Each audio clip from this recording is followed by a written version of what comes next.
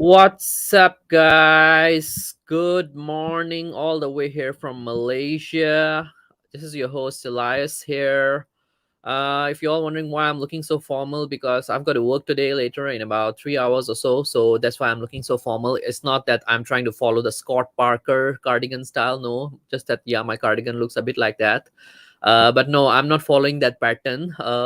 Neither is Scott Parker coming to manage Tottenham Hotspur, so no reason that why I'm wearing this cardigan. It's just that I've got to work, and yeah, it's kind of cold day, so I have to wear a cardigan as I go to work, as I take the MRT ride and all that. So big up to every single one of you who is watching here. I guess there are still shows going around, so some of you will be hopping on later.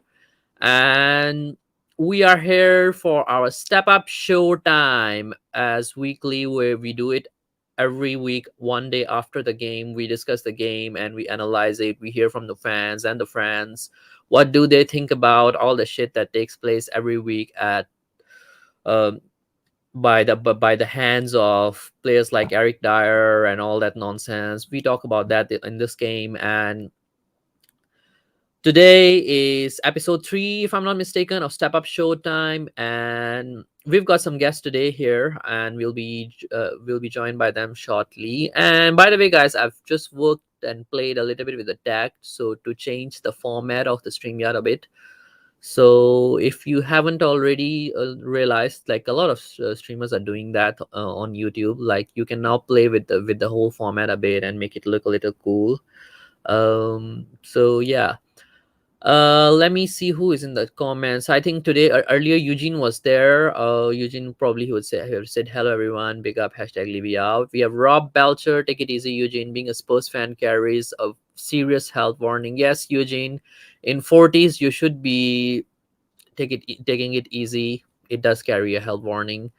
Rob Belcher said those decisions or lack of was like Stellini saying, I've got this, Antonio, basically a silent two fingers to the club. Ha ha ha ha ha. Go Guma, big up Elias, big up to Guma as well, all the way from Korea. I think it's early morning there in Korea as well, like 8 a.m. I suppose, 8 a.m. It something like that, I suppose. Goguma, let me know if I'm not wrong. Have you had your breakfast, by the way, Goguma? Okay, so let's go into our showtime and invite our first guest. And I think you all know him from We Are Tottenham TV. He is there every single week, if I'm not mistaken. And he's joining us all the way from USA, if I'm not mistaken, right, Aryan? Yeah, so he's joining us from US of A. Everybody give a big round of applause to Aryan. And I don't know why my Yay. format is not working well. Maybe let me change it. Oh yes, it's supposed to be like this. Why am I so much bigger? I feel like I'm the Because guest, not the host. you're the guest. Yeah, so I, at my show the guest is bigger and the host is smaller. Well, that is very that's the word I'm looking for. I'm not sure. The word I was looking for is I don't know. Anyway, doesn't matter. Thank you. I appreciate it. I feel like you should be taking this while as the host, but I'm happy to No worries, run take the it show. away. All right, awesome. So yeah, I'm sure you guys know me. I'm not here every single week on We Are Tottenham TV, but mostly if we win, I'm there. But last time it was a draw against Everton. It wasn't great.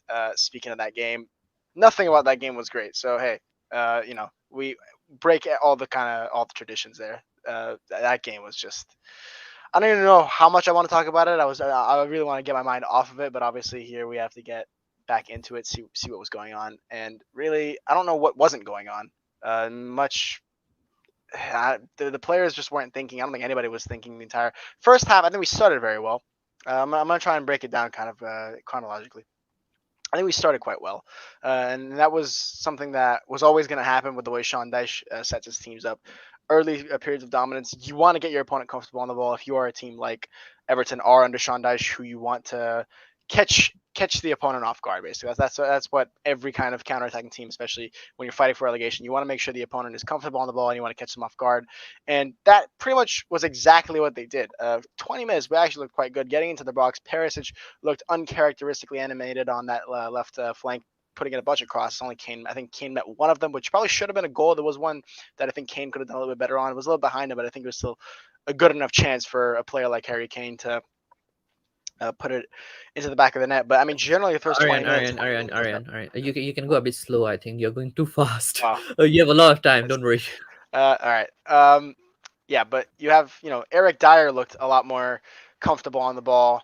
Perisic, like I said, looked very comfortable. And, generally, I think our back line looked quite comfortable, not even on the ball, even off the ball. They didn't have too many moments in the transitions, and I think we cut most of them off. Højbjerg and Skip getting in between a lot of what they were doing. But basically, after the half-hour mark, it got a little bit. The game went a little bit up in the air. Lots of long balls that weren't meeting their targets. Not much in either side. It was a good watch, but no real threat from either side. And we kind of go into halftime thinking, okay, not bad. And second half we came in, looked kind of deflated. Honestly, Everton were really all over us until the red card. And they weren't really all over us. I think it was a bit 50-50, but until the red card, for about 5 minutes, we looked very good. And especially Romero, who ended up winning the penalty. I think Romero looked sensational, not only off the ball defending, but even on the ball. He was pushing forward every time he had it, doing just most of the progressive work was coming from Romero, I think. And that's something he's been doing. Sorry, I'm going too fast. Something he's been doing for a while. And that's why we need him so often. Every time he's injured, it's like the worst injury to our system because almost every time I progress the ball from the back, it comes from Romero because clowns like Dyer and Longley are just not good at it. Even though Longley was hailed as this And really. your boy Ben Davis was injured. Yeah, Davis was injured as well, and we don't have him on the left flank, who's been much better than Perisic. Perisic looked absolutely woeful after about 20 minutes, because if you don't give him the space, he's absolutely useless. And not only is he competing with for that space against our opponents, he's just competing against Son, who I'll get into in a little bit. But you have Romero, who's progressing the ball so often, and he ends up being in the box for that penalty, wins the penalty, great stuff. After that penalty goes in, I'm thinking, all right, cool, it's over. We're done. Hopefully, we can just coast this out because it's 11 against 10. Against a team that's already not scoring too many goals. I think they've won all their games under Sean Dyche, 1-0 wins. But alas, we end up conceding 80% of the possession to the team with 10 men. They were playing so much higher. Okay, when you say 80% of the possession, you're speaking statistically, or you're speaking generally? No, it's literally statistically 80% of the possession. Oh, okay, in the second half, I suppose, is it? After the 1-0 lead. Oh, okay. After we went ahead 1-0, we conceded 80% of possession to 10-man Everton. Not even before Lucas, not even after Lucas's red card. That was the bulk of the thing. Because every time we had the ball, it was between Lloris, Sanchez, who ended up getting subbed on pretty soon after the goal, Dyer, and Romero. The only person out of those four names that's any decent on the ball is Romero. The other three are absolute clowns on the ball. They stumble even trying to move it forward. And I think that one clip that's been going around is that little link between, what was it? I think it was Lloris to Dyer to then Romero, or to Lloris to Romero to Dyer to Lloris, who kicks it away. Which Yeah. people look at Romero and they're like, what's happening to him? But that's completely Lloris's fault. You have two defenders in very close proximity to Romero, and you pass to him under pressure when his back is to the field. He's looking at you. That's a ridiculous pass to be playing as the most experienced captain on the field. That's simply ridiculous. And to do that was beyond just stupid from Lloris. I mean, I don't even want to hear he's been playing for a while excuse, because he's what, 36. He's the oldest Yeah, player on around the there. field. He's our 35 or captain. 36, I think. Yeah, he's the oldest player on the field. And comparing, you have players like Coleman on there and players like Perisic. He's quite old. He's supposed to be this World Cup winning captain who's supposed to be pushing us up and doing all this stuff. He's not been a leader on the pitch ever, for years now. And he does that, puts us under pressure, immense pressure. And we end up getting it cleared, hacked away by Dyer, ends up falling to an Everton player again later on anyway. But the gist is that we have four players who have the main bulk of our 20% of possession. And the reason we had such little possession is because we're relying on these players trying to link up with our non-existent midfield. In that clip where people show Dyer and Romero and all that getting in this little knot, Skip and Højbjerg are nowhere to be seen. I have no idea where they are. It's so um confused is the word I feel like I'm getting from just everybody on the field. No one knows what their job is. No one knows when Lloris has the ball on the goal kick. I should be here. I should be there. I should be here. No one actually seems to know what the role is. Why was Romero so central on the pitch?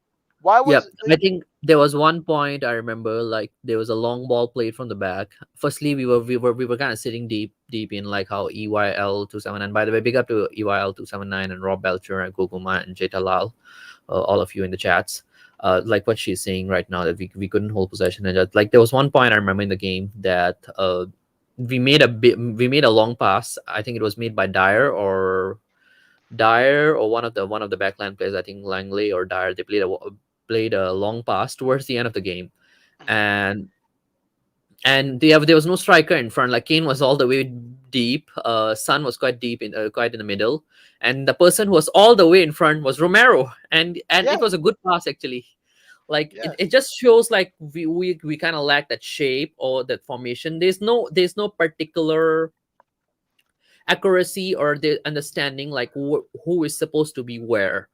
um and With I guess yeah, one thing that you pointed out earlier as well about the defense, do you think that our defense was not really the problem yesterday? It was more of like all the coordination between the forwards and the midfields. it was definitely both because what you have is look the person who connects the entire team together is your defense. If you have a bad defense, you have nothing to build on. You could have, we have a world class front three set of players. We have Son, Kane, Kulisa. That is a world class front three by any metric you try and measure it with. So why were they performing so well last season, not this season? That's because we have a defense that last season, and again, I apologize if I'm going too Yep. fast. Um, you have a defense that last season we actually were playing quite well. Davis, who's been good this season as well, but was playing in much more minutes last season, and you have Eric Dyer, who again was just way on a much higher level last season, and Romero, who's been excellent both seasons. So you have these three players who were on such better form last season, being able to play the ball. This is something that's important. They were able to on the ball, especially not even defensively, because that's one thing off the ball, but on the ball, on the ball possession wise, these defenders were so much better than they were last season. Now we can't progress anything. We have no one in midfield to actually link with because we're not getting the ball to them. Bentancur is out. And Bentancur is out. He's always making movements, making it easier for this defense who's already horrendous. But we have absolutely nothing to build on because the defense is clueless on the ball, and on so there's the personnel thing, but also tactically, I did not see Skip and Højbjerg do anything after 60 minutes. After the 60th minute, them two were invisible. We might as well have been playing with 8 men because Sanchez does not count in my eyes, and you have Skip and Højbjerg who Yeah, are he does stolen. not count in my eyes either. Right? So we might as well have been playing 8 on 10, which makes perfect sense after for 80% possession on 8 on 10, because that's effectively what we're doing. And it was 8 on 11 basically because of just how much they were pressing us. They were playing with so much intensity. They completely made up for their numerical disadvantage. Because by the time the ball was up in the air and it was in their half, they already had 8 players back. And by the time it was in our half, they had all players in our half. So they were playing with such intensity and such desire that we genuinely looked like we were a man down or 2 men down. That's how Yep. this energized we were. We looked so unanimated, so uninterested in being on the field. So there's that Yep. too. I want to Yeah. bring up this comment by Jack Northfield. By the way, big up to you, Jack Northfield. I think yeah, you've joined us quite new as well. Like I haven't seen you here before. There's a profound and evident lack of clarity and understanding both in and out of possession. Uh, yeah. This brings on to my earlier question as well. Like, do you think right now the players are not following the instructions that are being given to them? Firstly, or if they are following it, then not everybody is following, because when you play as a team in football, I think we all know, if Ariane, I don't know, do you play football as well, Yeah, or yeah, I do. yeah, you do play football as well. So I think, like when you play football, it's not just one individual. Like sometimes, a lot of times we can say that, okay, it's one individual who's not playing well and all that, but if the whole team, half the player are following instructions, half are not, the organization is totally off. Sometimes, like sometimes you can be occupying another player's position, and then the other player might not be free enough or liberate enough to play in that position or the role that has been assigned to that particular person. Do you think that this is the case right now with some of the situation? For instance, like now we the main one that I don't like lately is when Perisic plays as a left wing back. I think Yeah. if you look, if I think, I don't know if you've looked at the stats, Son has never scored a goal this whole Premier League season when Perisic has played as a left wing Yeah. back. And when we brought on Ben Davis as a left wing back, those are the times that Son actually had some of his best performances. Or when Ryan Sessegnon is Yeah. on, those are the times Son has looked much more free. The other one is Hoiberg as well, has looked much more free when Ben Davis is on and Perisic is not on, because then Son is kind of forward, and then Son doesn't drop in deep to play in that left midfield role, which usually Hoiberg take. Do you think this now comes from the top, like some player that the players lack leadership in the midfield as well? Because a lot of these problems, in my opinion, are coming from the midfield also. Lately, yes, we have been shitting on our back line, but I think right now the midfield is totally off. Like the organization between the midfield and the forward is lacking that coordination at this point. I agree that backline has been poor over the past few months, but the lately the issues are coming from the midfield, in my opinion. Like there's lack of clarity, especially since Bentancur has been out. Do you think it's a leadership issue, and do you think we lack a leader in that midfield? Because our leader who like we have a leader in form of Hugo Lloris all the way at the back. A leader in form of Kane is all the way in front, or even if Kane is there, Kane, you hardly see Kane being that verbal or vocal in terms of his communication, or Yeah. how he makes his message across the players. Kane is sort of like a silent leader, even in the England squad as well. When he's a captain, you hardly see him shouting at players. Like Yeah. you see people like sometimes Eric Dyer is shouting. You also sometimes see someone like Hoiberg shouting, but we hardly see that sort of leadership skills from Kane. Do you think this is a major issue in our organization and in the way we have structured the team? Let me know your thoughts, Arian. I don't think the leadership and midfield issue is something that we are struggling with particularly because last season or any time we've ever been good, we've not had this kind of midfield issue leader wise. Like Hoybia is definitely a leader, if you want to put it that way, in the midfield. So I don't know about any kind of leadership problem in midfield. Does our midfield look worse than it did maybe 3 months ago? Of course, because you have our best player of the season for sure, in my eyes, Bentancur out. Um, and you've got a bunch. You have two players basically you're picking from because Sar is not going to get minutes no matter what he does, evidently. So I don't think issues are really like uh, midfield general is really like the highest priority of issues we have. I don't think that's something that we've been particularly struggling with. I think we're just struggling with connecting the dots. And I think that I agree. mostly comes from our backline because if you can't link your backline to your midfield, and I'm not talking like a literal 5 yard pass to your midfielder because that's not what it is. That's all they're doing. They're just taking the ball and they give it to midfield and they're hoping because then what happens? We have to keep passing back like we were doing all of yesterday, and just nothing was getting accomplished because there is no real plan on the ball. No one knows what they're doing. That comes from, uh, not really a confusion on the pitch. It's more off the pitch because now you've had this huge problem, this overarching problem with Conte. Uh, he's been trying to coach this squad for almost 18 months, was it? Last season we were doing great, but this season we've had a lot of our issues. That's been for a myriad of reasons. I think we started the season quite well, but Yep. at some point when Conte's spiraled into honestly what I think is a depression because the guy's been going through so much, and I have sympathy for him Sun, for as it for Sun. So you're talking about Sun, is it? Yeah. that. Not okay.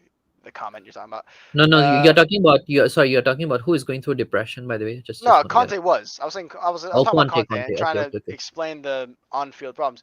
And Conte's been going through so much that it ended up translating onto the field. That's what I think was the main source of our downfall with Antonio Conte.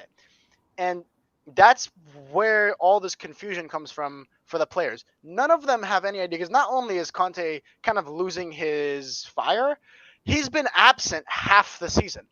He's been gone, right?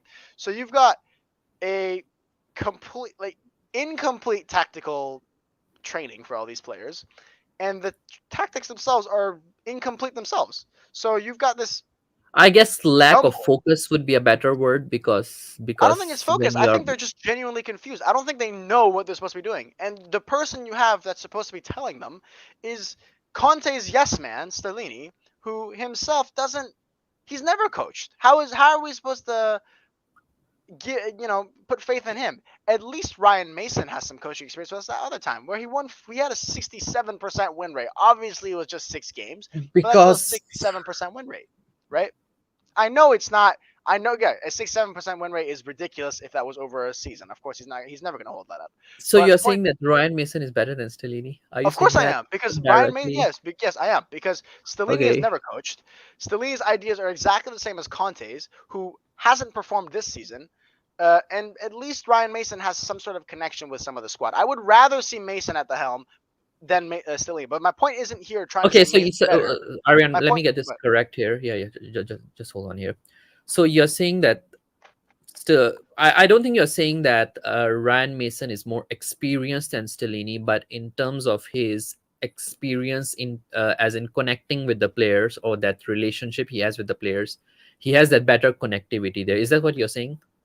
he has that too. My point was not trying to say that Mason is going to be our savior and Stellini is the reason we suck. I was just saying I would rather see, because here's the thing: Mason's a bit of a more complete figure, right? You've seen Mason be involved in the coaching staffs of, he's not really in coaching. Yeah, well, he was a player under Pochettino, and he's been under Mourinho and now under Conte. He's a more well-rounded coach. Because of Stellini has basically been at Juventus under Conte, then he got banned from match fixing, then he went back to Inter Milan under Conte. He's basically he's mini Conte. I would rather see someone like Mason Yep. who's been with the Conte squad. version 2.0, right? Yeah, he's been with the squad for longer. He understands these players more, and he has different ideas. My two big things are I want different ideas and I want these players to understand those ideas. And Mason, I think, has shown he's able to get that through better than Stellini can. I think that interim period that Mason had has so far been better than the interim period Stellini has had multiple times. Right? There's that. But my point here isn't trying to say that we need to get rid of Stellini because I don't think anything's going to change much. My big point is that these players seem genuinely confused because the tactics have been wishy-washy with them all season. None of the players have looked, and you can blame certain key members of the squad like Dyer, like Longley, like Sanchez, like whatever, and say that there are problems, and of course they are. But when players like Kane and players like Son look completely lost out there, and players are literally running into each other, challenging for the ball, like Longley and Paris did about 84 times yesterday, literally colliding with each other for the same ball. There's an issue that rises that you have to question. Look, these players are professional footballers. Something's wrong if they're literally hitting each other like they're 13-year-olds learning how to play in school. That's something that you have to address as a coach, right? Because I'm not going to sit here and pretend like Longley is the worst player to touch a ball ever, because he's not. He's a professional player who's playing in the Premier League. He's a good player. He'd probably play at a much higher level if he was at somewhere like Brighton, right? But they have a much more complete coach and coaching structure that we don't have here. We have not had a plan tactically for months now, and it shows. It shows. No one's following it correctly, but that's not because these players are stupid, right? I refuse to believe that. It's because these players are confused because we haven't had a structure at all. We haven't. Yep. I agree. I think the structure wise, we like you pointed out earlier, we are not able to connect the dots, and again, the managerial changes and all that is not helping.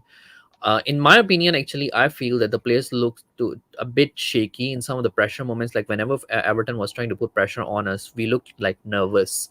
We were not confident, despite the fact that they were 1 man down, and we were ahead with 1 goal as well. We looked like the team who was struggling or who was slacking behind. By the way, there are a lot of comments here. I'm trying to catch up on all of that. Yeah. Do you think that now the problem here is that they don't have the ability to follow instructions, like what I think Scott M pointed out earlier here. They don't have the ability to follow instructions. And I think Gogoma is asking here, are they following them correctly?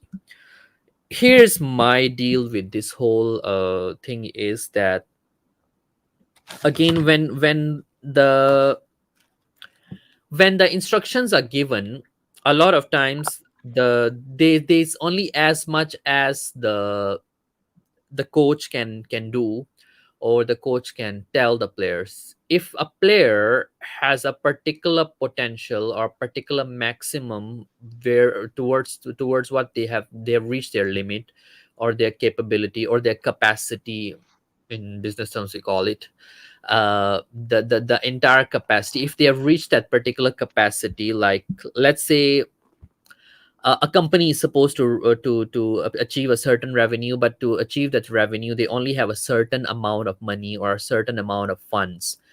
In the same way, it works with your psychological factor as well. In the same way, it works with your energy as well, and your ability as well. Do you think our players have a certain ability only to follow those instructions that are given to them? They cannot follow them completely because they don't have the ability to grasp them, firstly, and they don't have the potential to execute it. Do you think we are lacking technicality in that squad as well, to follow those technical instructions to the maximum? uh, that's what I want to ask, from Goguma's question.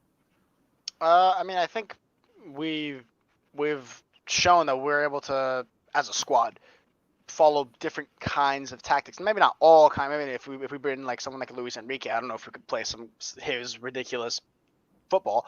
But we have coaches like Mourinho and coaches like Conte. We have relatively similar squads and profiles within those two squads.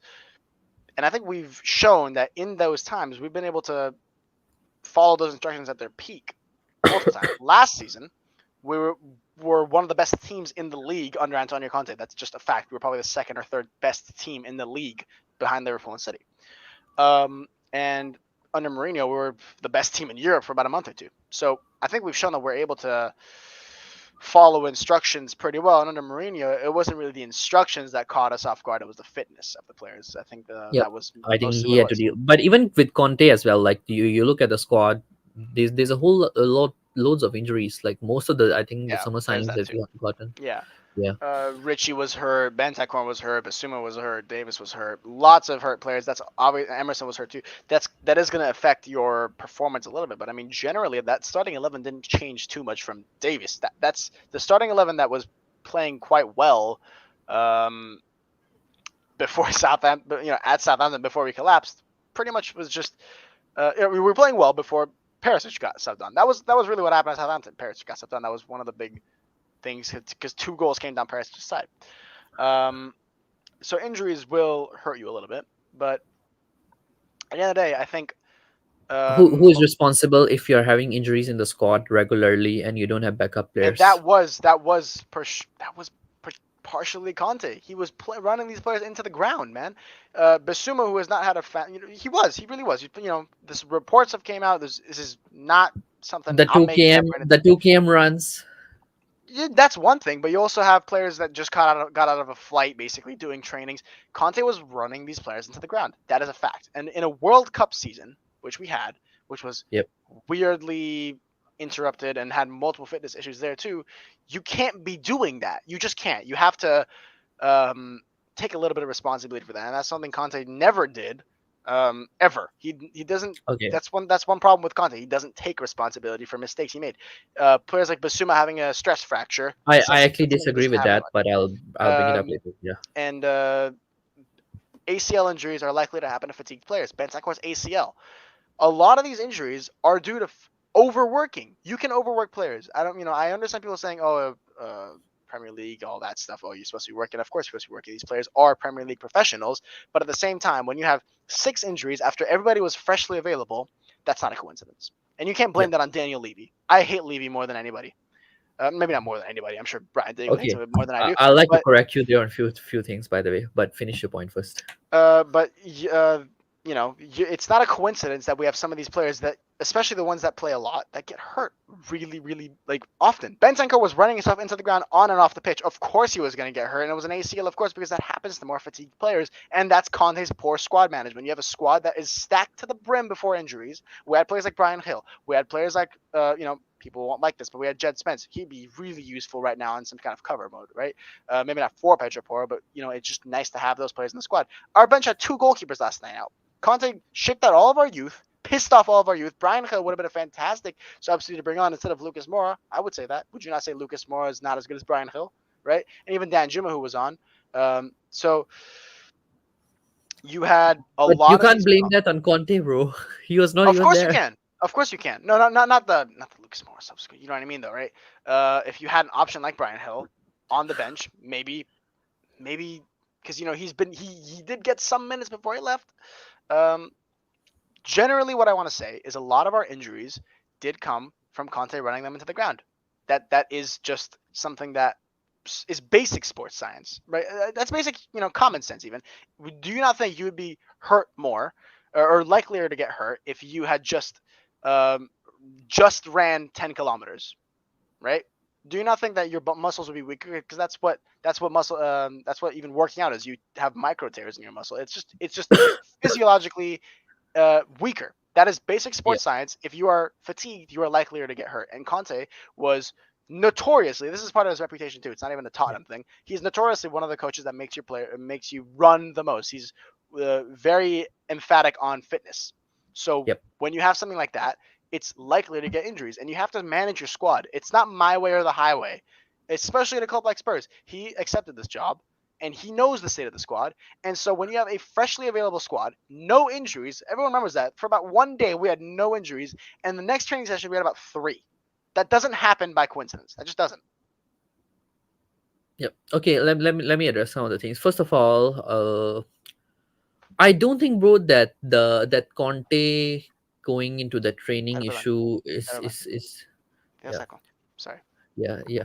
So I don't think that Conte having that whole training thing is like is a major factor, because ACL, first of all, ACL is particularly, it can happen to anybody. You just have one bad landing or one bad hit actually in your knee, you can have an ACL basically. Because I used to play as well, not football, but I used to play badminton, and sometimes ACL can just happen with a bad Yeah, lunge or with a bad jump actually. yeah, It's nothing to do with stress. Like you're just not you're just playing, and then suddenly you have a bad landing and a bad jump. So ACL can happen to anybody. And I think ACL happened to Lloris, and I think Bentancur was ACL, but his ACL is kind of worse. Bisuma is also, I think, ACL. no, it's not. Uh, Is it a hamstring or First of what? all, no, it's a stress fracture. First of all, if we had 3 players with ACL injuries, then that would be a massive indicator that it was Conte's fault. But we don't. Um, No, Lloris's no, was it's a not. different It's not. injury. ACL is an accidental injury, bro. Hang It's on, not a no. stress Of course, it's stress. an It's not a no. stress fracture. I Yeah. know it's not a stress. No, Basuma had a stress fracture. I don't even know what happened to Lloris. I think it was a training ground problem. It wasn't an ACL though. But yes, an ACL can happen to absolutely anybody. That is true. But it it does get likelier if you have fatigue. That is, you can look this up right now. ACL is likelier with a fatigue player. But regardless of that one Bentancur injury, that will be fine if we only had Bentancur out. We have Bissouma out. Stress fracture, I think, is even more easy to point out that is because of fatigue. And that's a player that wasn't even playing on the field, by the way. That was a completely training exclusive problem because Conte's running these players to the ground. But yeah, Lloris, Bissouma, Bentancur, Davis. Who else was it? Emerson. Yep. You have a lot of players out, and that doesn't happen by accident. We've been Sessegnon. Spurs fans for so long. Sessegnon. We've been playing. Yep. We've been supporting this club for so long, and we all notoriously hate our medical team for one reason or another. The injury But crisis medical at team was another Spurs. one. I want to point out another thing as well. We don't have a fitness instructor as well, fitness coach. We haven't rehired anybody since that friend of Conte who was in the team and Yeah, who used to look after the fitness. He passed yeah. away. We haven't rehired him as well. So I mean, I get that point as well. Like, why hasn't he been rehired as well? And does this is something that I don't really blame Conte on, but I'm a bit critical about it. Like, does Conte have a bit of idea as well, working with a fitness coach and all that? Like, how does the whole fitness regime works for the players in that regards? If he doesn't, then I think he should have put a bit of pressure on the club to hire him. Now I don't know what happens behind the scene, but if the club hasn't rehired him because yes, Levy is lazy or Conte just didn't put enough pressure, then I don't know what the situation was. But to a certain extent, I do believe as well that we started having quite a lot of fitness crisis after the passing of that coach, and then another issues that then we had a few medical issues in our medical team as well. It has looked quite bad this season, since his passing. Do you agree with me there? Of course, I mean you have someone who's been not only he was a fantastic fitness coach. He was also very well suited to Conte because he's been working with him for He had a 18 good years, relationship even with the since. players as well, apparently. He had a brilliant relationship with him. So, and he's been working with Conte not just since he's a coach, since Conte was a player too. They were working together for nearly 2 decades. It was 18 years total. But point is, like, yes, that's a massive loss. And no, Levy didn't not rehire someone because he's lazy. That's the thing. As much as I hate Levy, and I think every Spurs fan at this point, especially since the whole deal with Paratici, they all hate Levy. I don't think there's any Spurs fans anymore that want to back Levy. But you don't just not rehire someone because you're lazy. It is a complicated process to rehire and replace someone like Jean-Pierre Bertrand. That's just not easy, and it's not something that, especially Conte as well. I mean, how do you replace someone you've been working for with 2 decades? It's a complicated process, and Conte needs to take some responsibility for how he managed the squad or lack thereof. He didn't manage the squad. He was playing the same players over and over again, even when they didn't deserve it.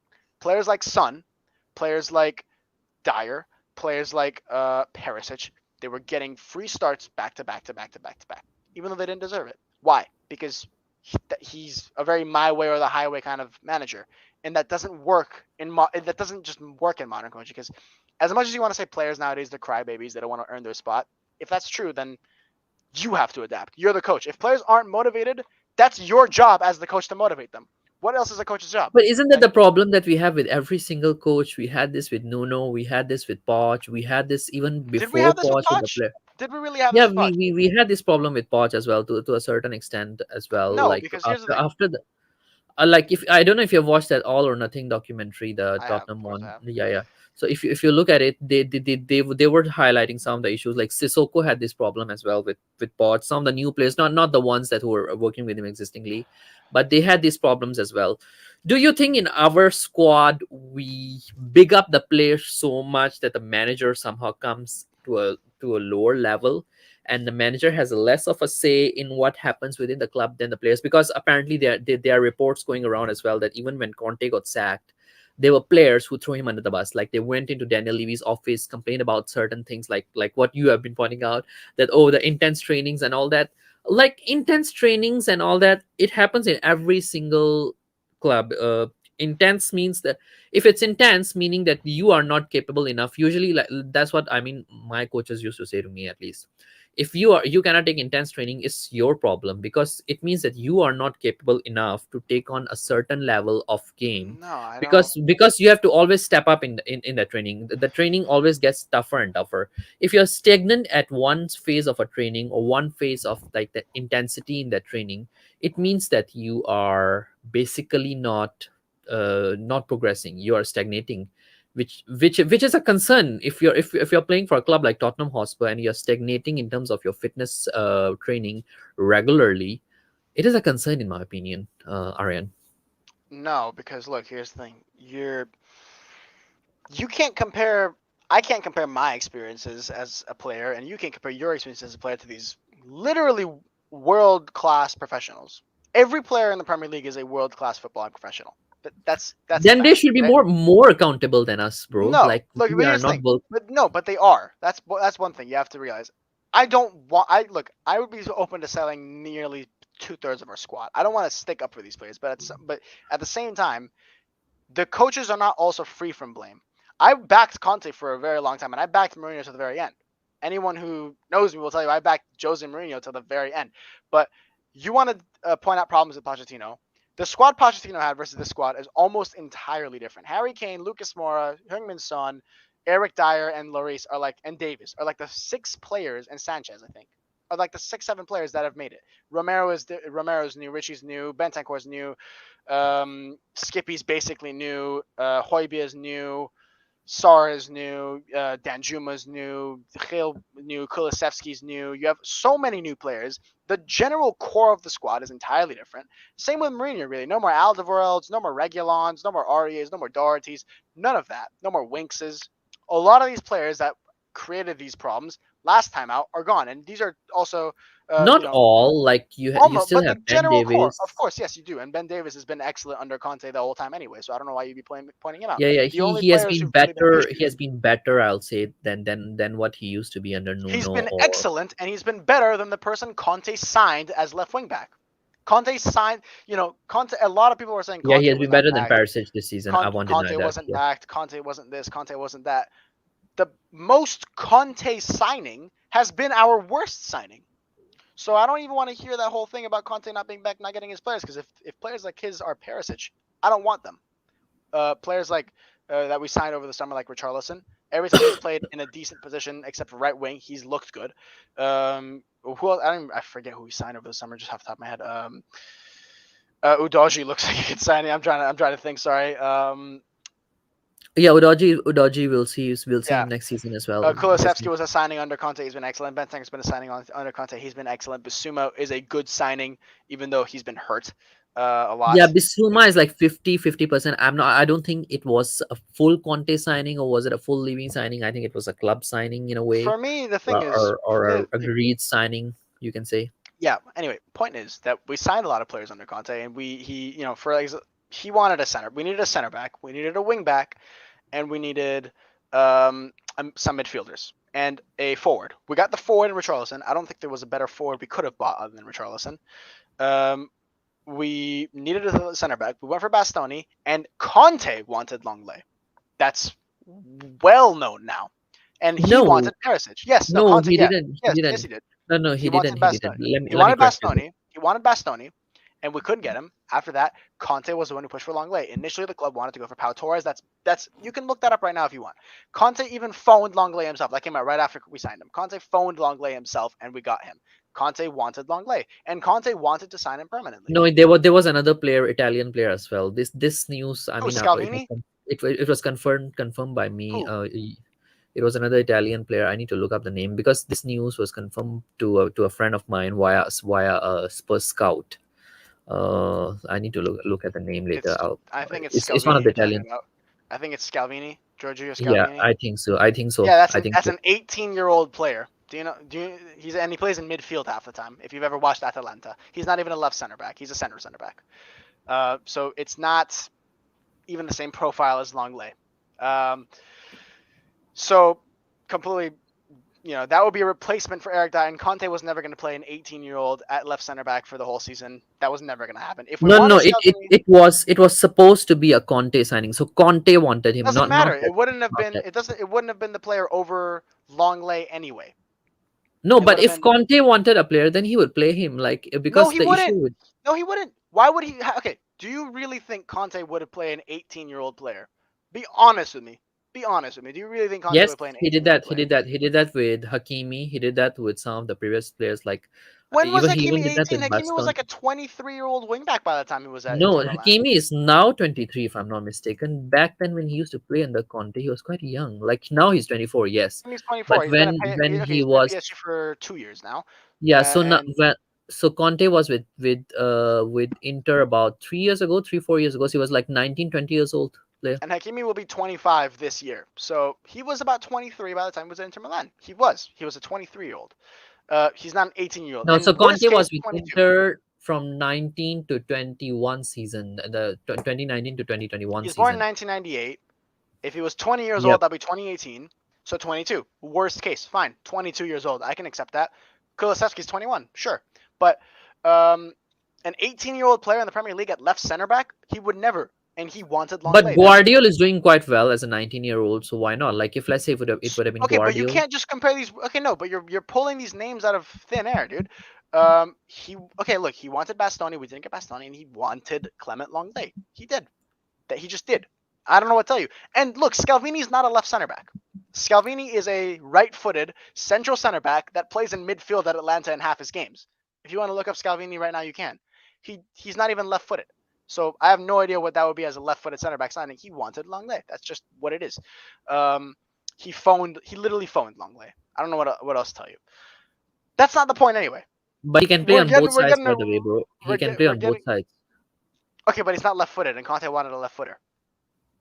I don't know, like you're throwing these one-dimensional things at me, and I can tell you, sure, he Completely can play on left disagreeing with sides. you, but yeah, I'm not Look, completely Perisic can play disagreeing on the with right you. either. Perisic can Yeah, play on the right as well. He's both-footed, but he never does. Do you get what I'm saying? Scalvini would never play as left center back over a long leg. He just wouldn't. Right? And I think you know that. But we're getting away from the point. We didn't get Bastoni, not because we didn't try, because we couldn't. We just literally couldn't. We threw a 62 million bid at him. He didn't want to come. And every report, including ones from Alistair Gold, were saying we're going to go for Pau Torres, and we ended up with Longley. And not just Alistair, sorry. I think there was a lot of reliable links to Pau Torres, who is a pretty well-established now, young left center back. We ended up going for Clement Longley. And before we even signed him, there were reports of Conte literally getting on the phone with Clement Longley. Doesn't matter. Let's say the club only wanted him. Let's say Conte didn't want him. Now he has Clement Longley, and he bought Perisic, which, I mean, everybody knows he wanted, right? We got that. So Conte had a better summer than any manager has ever had at Spurs. Ever. Ever. That's a fact. If you think it was or wasn't enough, that's fine. But the fact is that Conte had the best summer of any Spurs manager in the history of the club. And he's had some of the worst results with it. So Conte needs to accept a little bit of accountability, because he's managed the squad that he has worse than I've ever seen. The entire squad is getting hurt all the time. We've not had an injury-free day for literally more than 2 days. And more injuries happen when players are fatigued. And you're going to say intensity of training they can't keep up with. This was the initial point. We got off track with the whole thing. That's what it was. I've come back to it now. You're saying the intensity of the training was too high and the players were whining and complaining. Look, these are world-class Premier League professionals, all of them. Even Perisic didn't give Conte a good goodbye. What does that say? Even Perisic, his player, didn't make a statement saying, best of luck, Gaffer. None of them. some of them did say that. I mean, There's like look, Sun did say that. no, they Sun only said said that. it in the interviews during, yeah, but none of them like made a statement saying, oh, when Mourinho left about 3 or 4 players, Instagram, It's Twitter, all that usually stuff. like that. Like not everybody. Like whenever Yeah, a but manager leaves, nobody said anything for not one, not one, not there even were a one. few statements. Like Kulusevski made a statement, I think, No, he didn't. and No, he the didn't. None of Kulusevski did them. make a No, there statement. was no statements. What happened was the players were at a press conference and were directly asked something about Conte. They still didn't make a statement on their own. That's completely different. So the intensity of training is something that, of course, every single Premier League training session is intense. That's one thing we have to like. Even Mourinho's non-intense sessions by Premier League standards were more intense than me or you could ever keep up with. Premier League training is intense. When you get to a point where the players are getting literally hurt, we have 6 or 7 key squad members. Not like sometimes we have injuries like Tanganga. He was injured forever at some period, but we have key members of the squad being hurt constantly. That's an issue. Romero was never that injury prone at Atalanta. He's come here and he plays 1/3 of the season most of the time. Not 1/3, 1/2. Yep. There comes a point where you have to look and realize, look, the coach is doing something wrong. He's not managing the squad. And I'm not here to say Conte is the worst coach to ever be in the sport. Of course he's not. He's done brilliant things, but he did not manage the squad well. And he's not free from blame. The players are not free from blame, but Conte is not free from blame. You have to realize that he just completely mismanaged the squad, and his training sessions were too intense too often. There was something wrong. The players, Okay. you can Okay. say they're all crybabies, Hold on. but Hold on. Hold on. something is This is wrong. a coach. Yeah. Yeah. Can I pause you here for a moment? Yeah. Of You're going a course. bit too fast. Yeah. Yeah. So okay. First of all, I think you did say here that his training sessions were too intense. but he's the same coach that who has won trophies with other clubs that he has been. Okay, you agree with me on that? Like, just let me know yes or no. Well, he's won trophies at other clubs. Yes, Yeah, yeah, of he has course. won. Yeah, all Yeah, other clubs where he has gone, he has won yeah, trophies. He is known to be quite a strict coach as well. He's known to be yeah, the kind of coach, like he gets stuff out of the players. Like he wants the 100% of the players. He has said that in the previous press conferences as well, and he's yeah, famous for that as well. He yeah, is famous as a coach who actually does demand physically quite a bit from the players. He always say that, yeah, I want my players to give physically their best on the pitch and off the pitch as well. And even to a certain extent, he said that about players, that yes, if players want to play in the team, they need to be 100% fit. They need to give me their 100% on the training and on the pitch, both.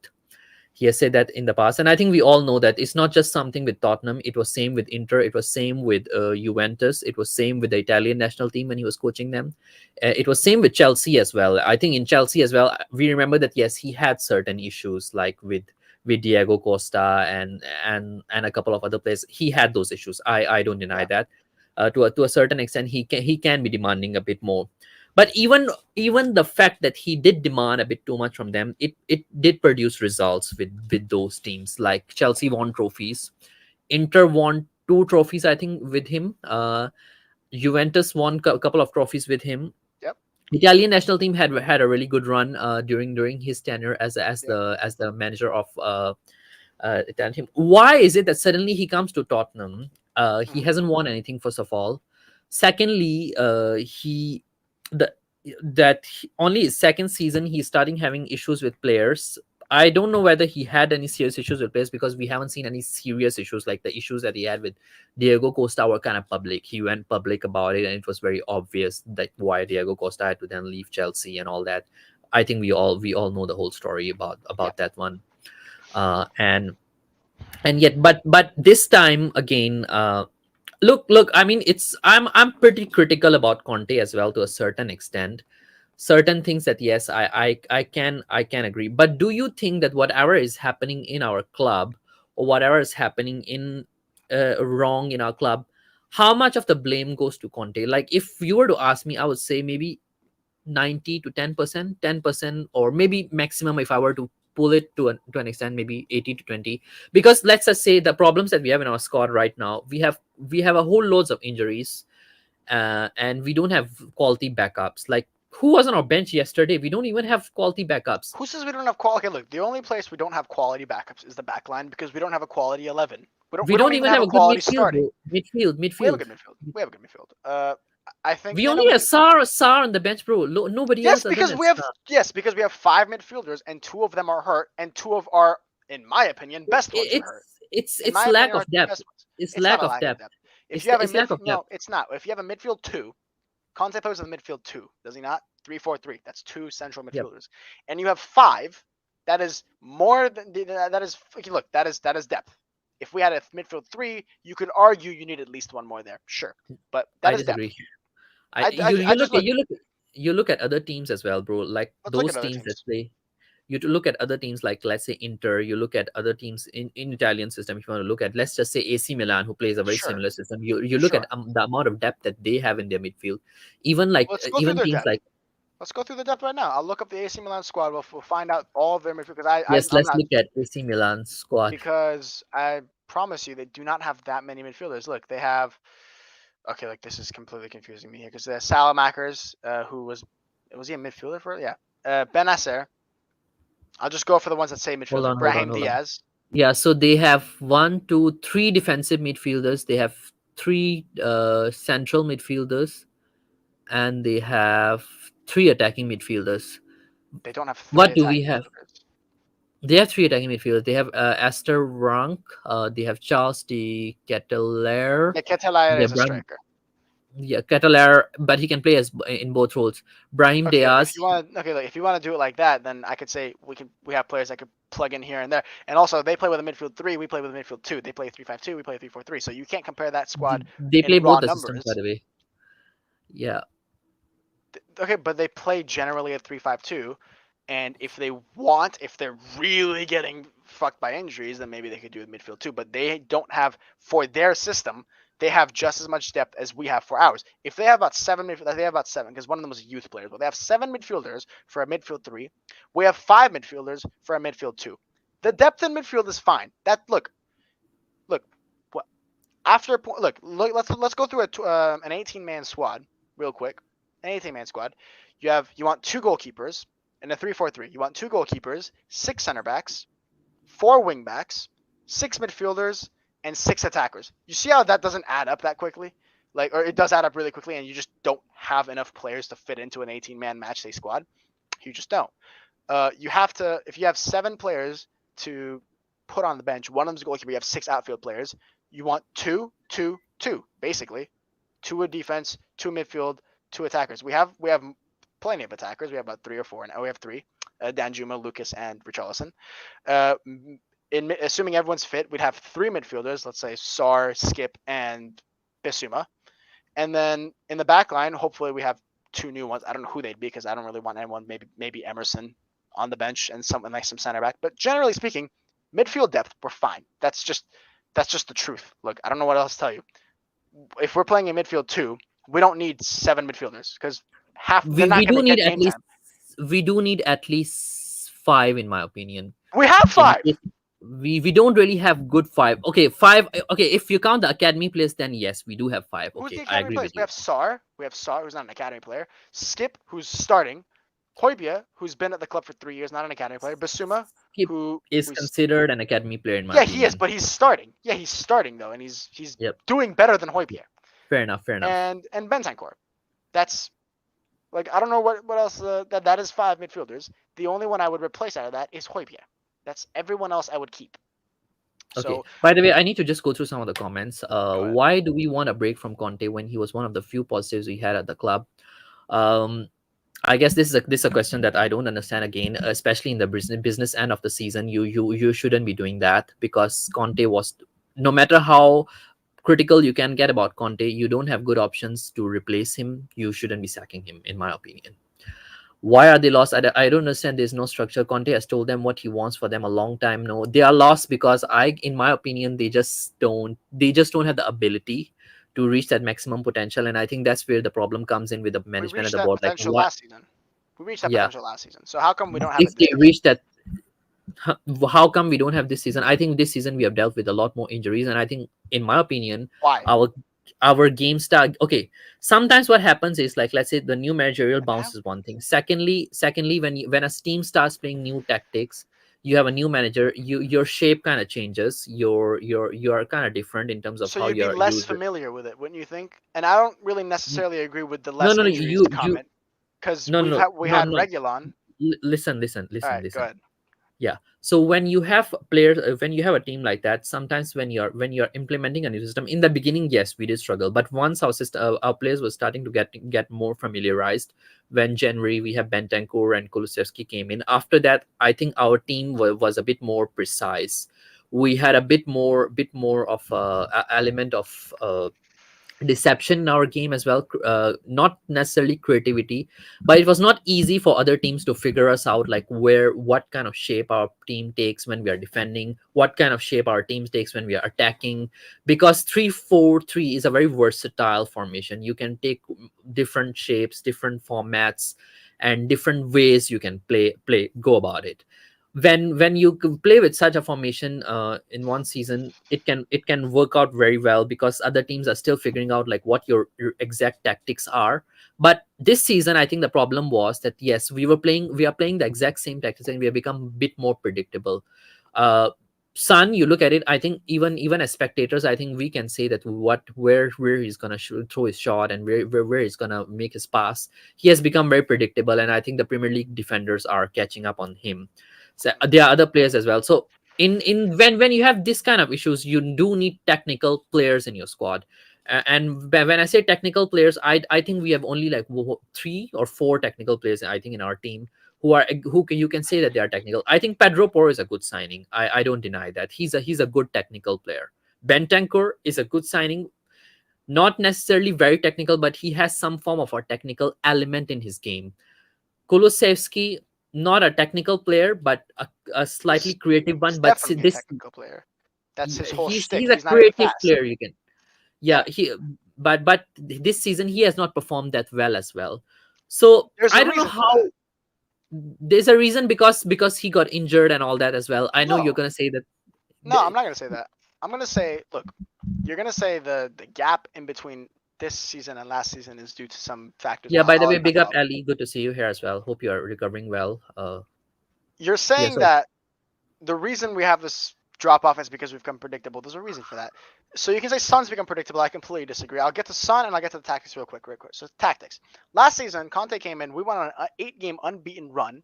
So that's the new manager bounce. So we can rule that out. And the players were familiar with the shape almost instantly. So the players are not dumb. They're very capable of understanding tactics. You want to talk about injuries? I don't necessarily agree that we didn't have injuries. We had Romero out for really most of Conte's tenure here. We had Doherty out towards the end when he was our best wingback and arguably our best player during his little 6-game run. We had Sessegnon out after he shipped out Reguilon, so we didn't have a left wingback. Um, we had who else did we have out? We had Lucas out for some period as well.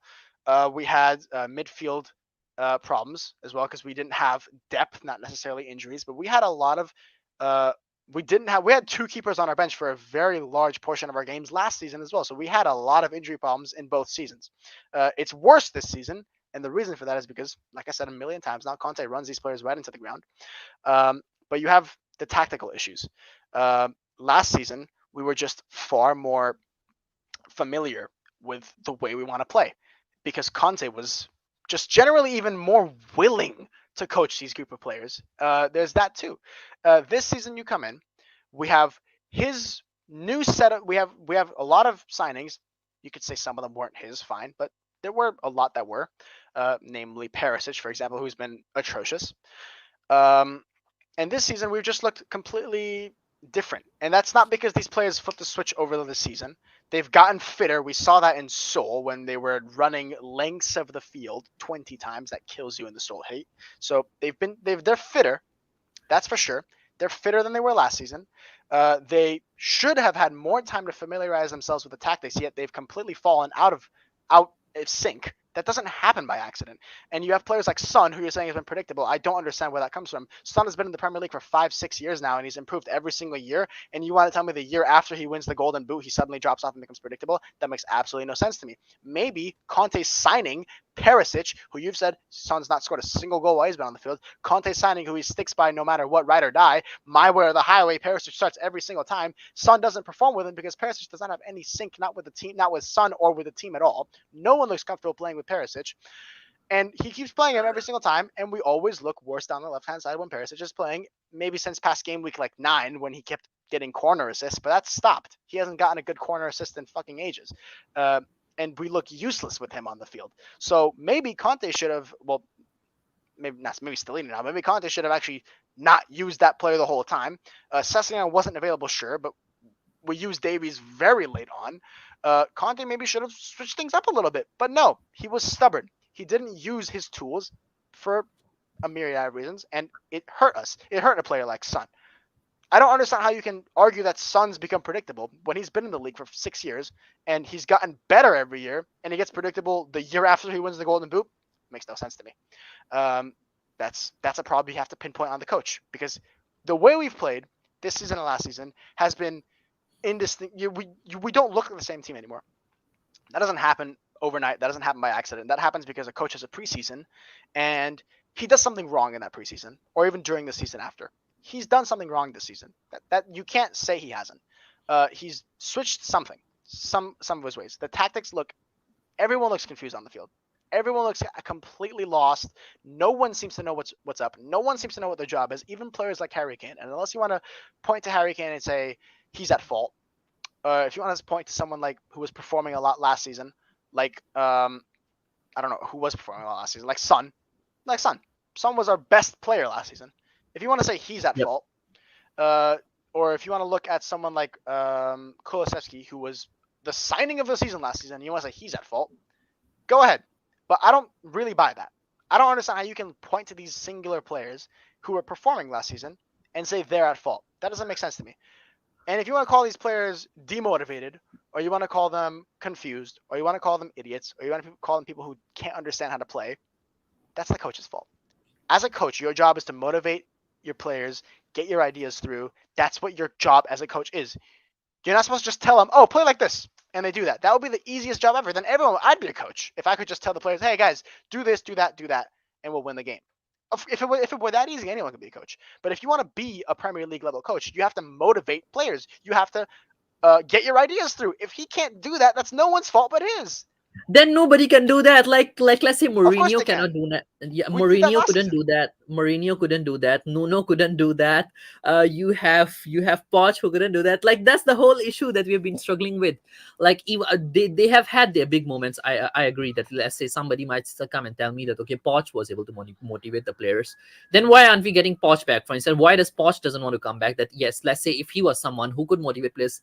Sorry, Aaron, I'll go on a rant for a short while now That's if okay. you don't mind me. Yeah, yeah, because then it means that this either the problem is not the managers that are the coaches, and not only that, like Aryan, in the coming in our team, this is not the problem only with our first team. The problem, motivation issue has always also been going on with our women's team. I think Ali is there. Ali, I think you can share with us some of the issues that the ladies team also feels. Like ladies team also doesn't have a manager. They sacked their manager just this month as well.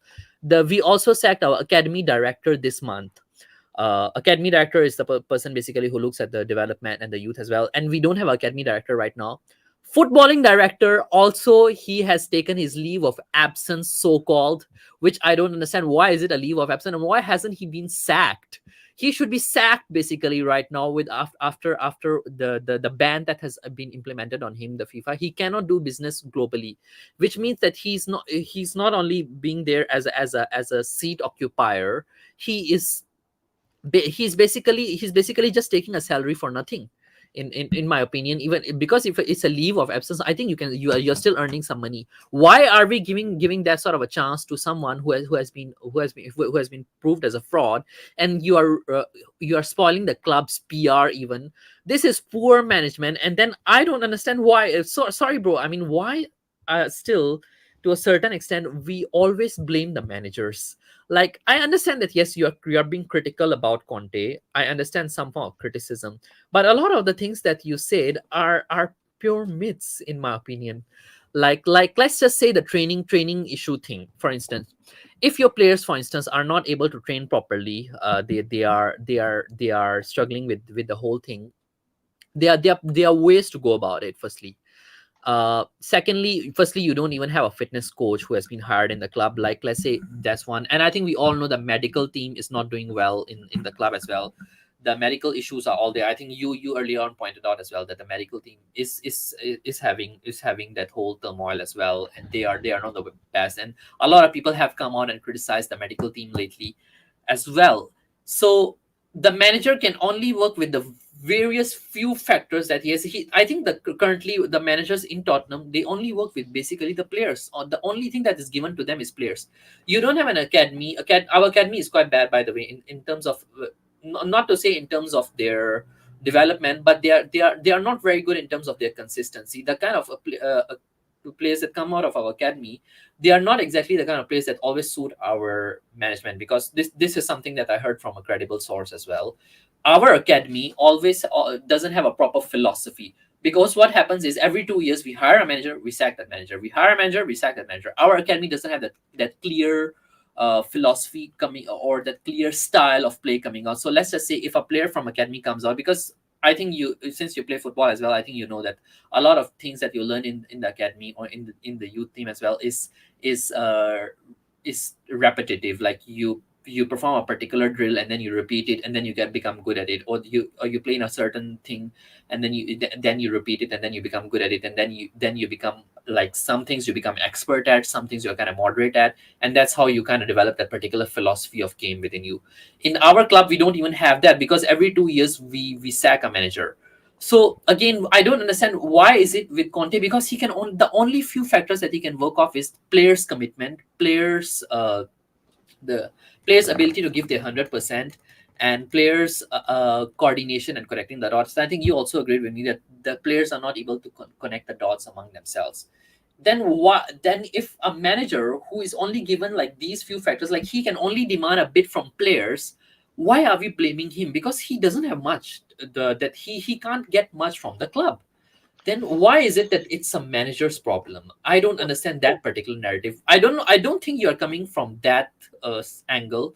But is that what you're trying to say? I don't think you are trying to say that it's totally a manager problem. But there has to be a certain criticism that manager has to take. Is that what you're saying? Like, if you can sum yeah. it up, because maybe I'm misunderstanding you there. Look, of course, I'm not going to say that the club is going to turn into the paradise as soon as Conte's gone because we're run horribly. Daniel Levy and Enoch have completely, flipped. They progressed the club for a while. I think that's undeniable. I mean, we were much worse when they took over than we are now, but they progressed us, and we're much worse now than we were 5 years ago. That's undeniable. Um, so there's that. But you can also say something's a problem without saying something's the absolute problem. Conte was a problem. Like I don't think that's a crazy statement. Conte was not the way forward. Would he have been the way forward if he sat down, signed a contract, and said, "I will be Yeah, here by the way, I for agree with 4 or this one. 5 years"?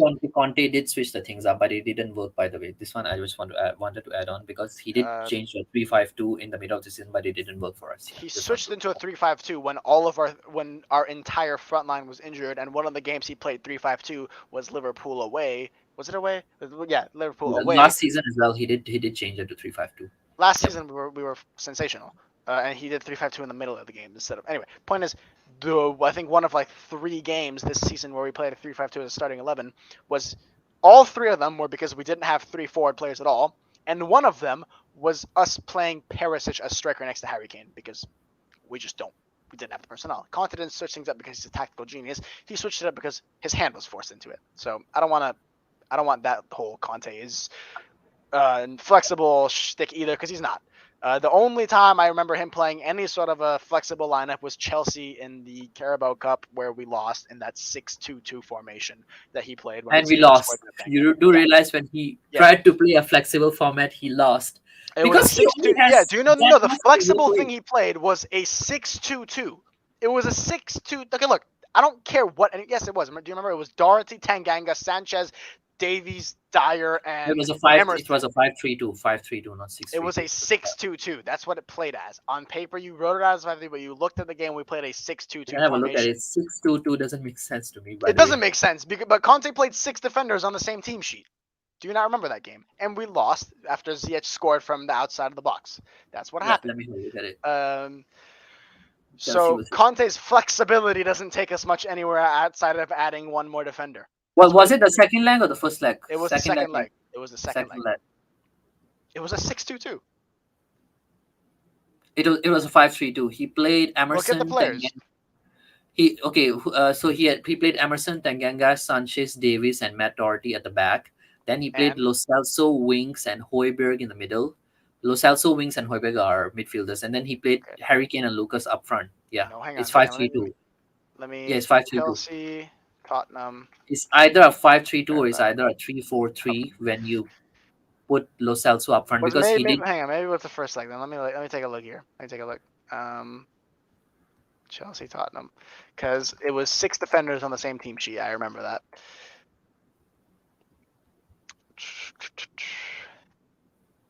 Maybe it was the other leg. Hang on. I could be wrong. If I'm wrong, I'll admit it happily. Emerson Tanganga. It was a 4-4-2 in another one. Yes, okay, I can tell you which one you're talking about. It Which was one a am I talking four.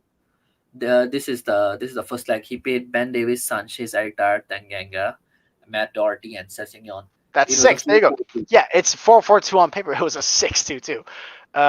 It was a league It's not game. six That's six it. two. It's 4-4-2. It's not It's 6-6-2. no. Remember, go look. I promise. Go watch the game. I watched the game. It played as a 6-2-2.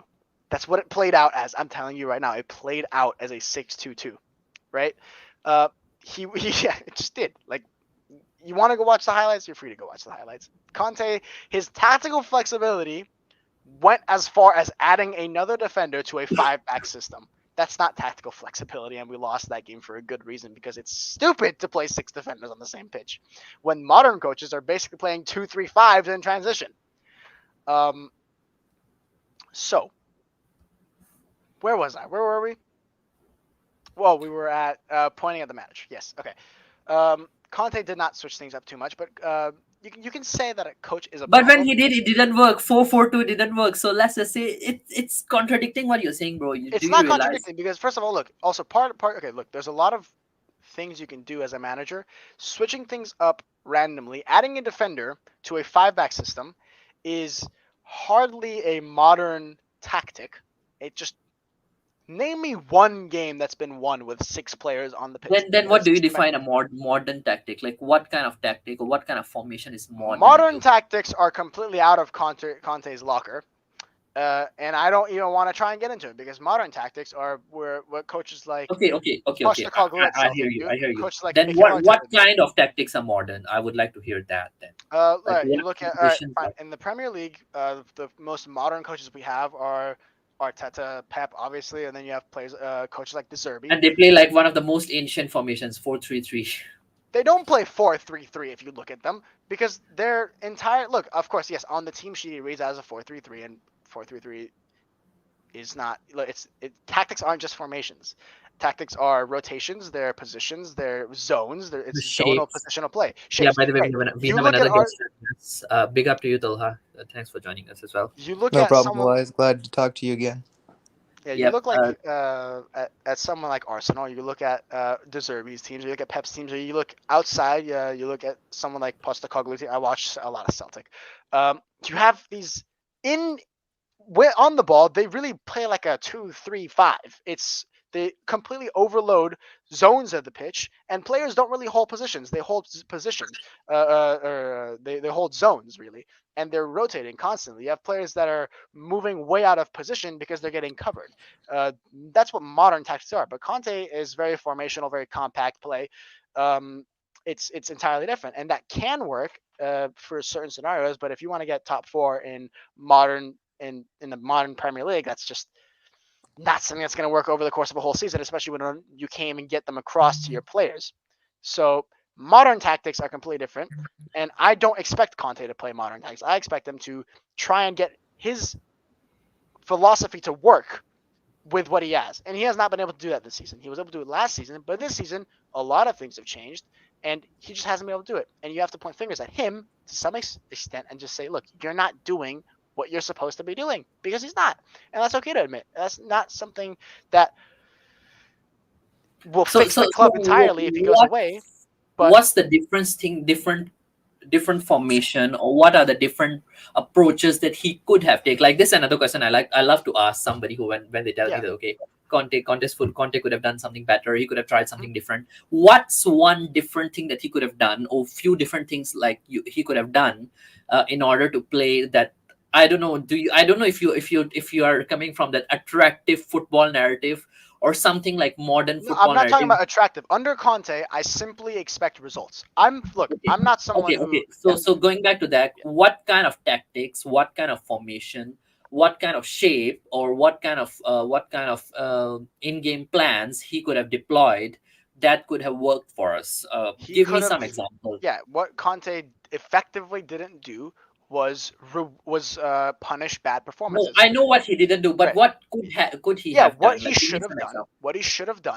was really get his ideas across better. But just saying he couldn't have done that, what he should have done, at least the minimum a coach like Conte, who's supposed to be so demanding, should have done was stop awarding these bad performances from players like Son.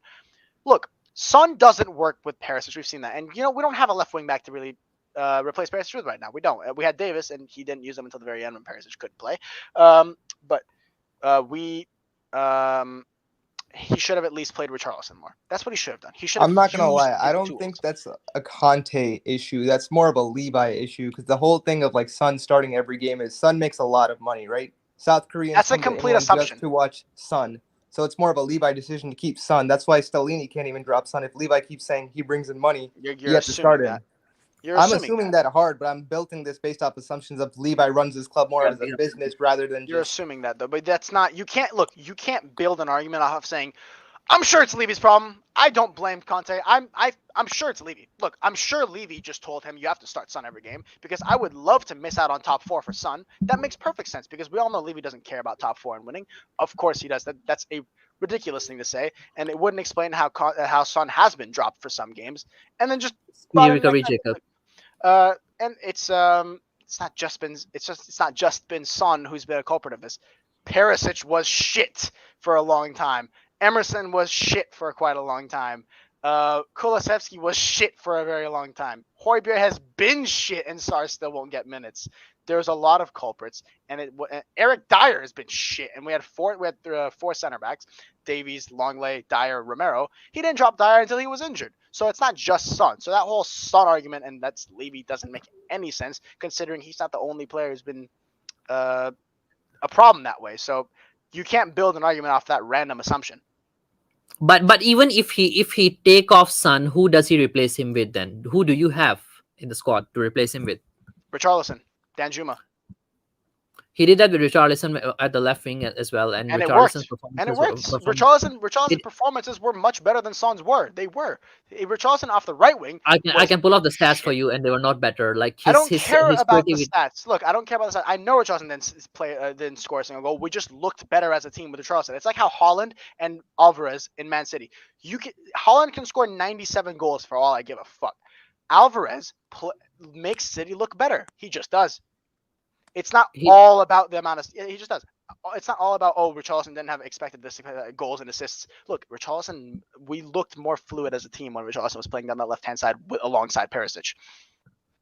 uh Talha, would you like to add something on this? I'm just thinking about like the overall squad depth and stuff. And besides trying to give youngsters a chance to end up Premier League, like there's not much he could have really done. Because you're talking about Perisic. Sess has been injured like the whole season.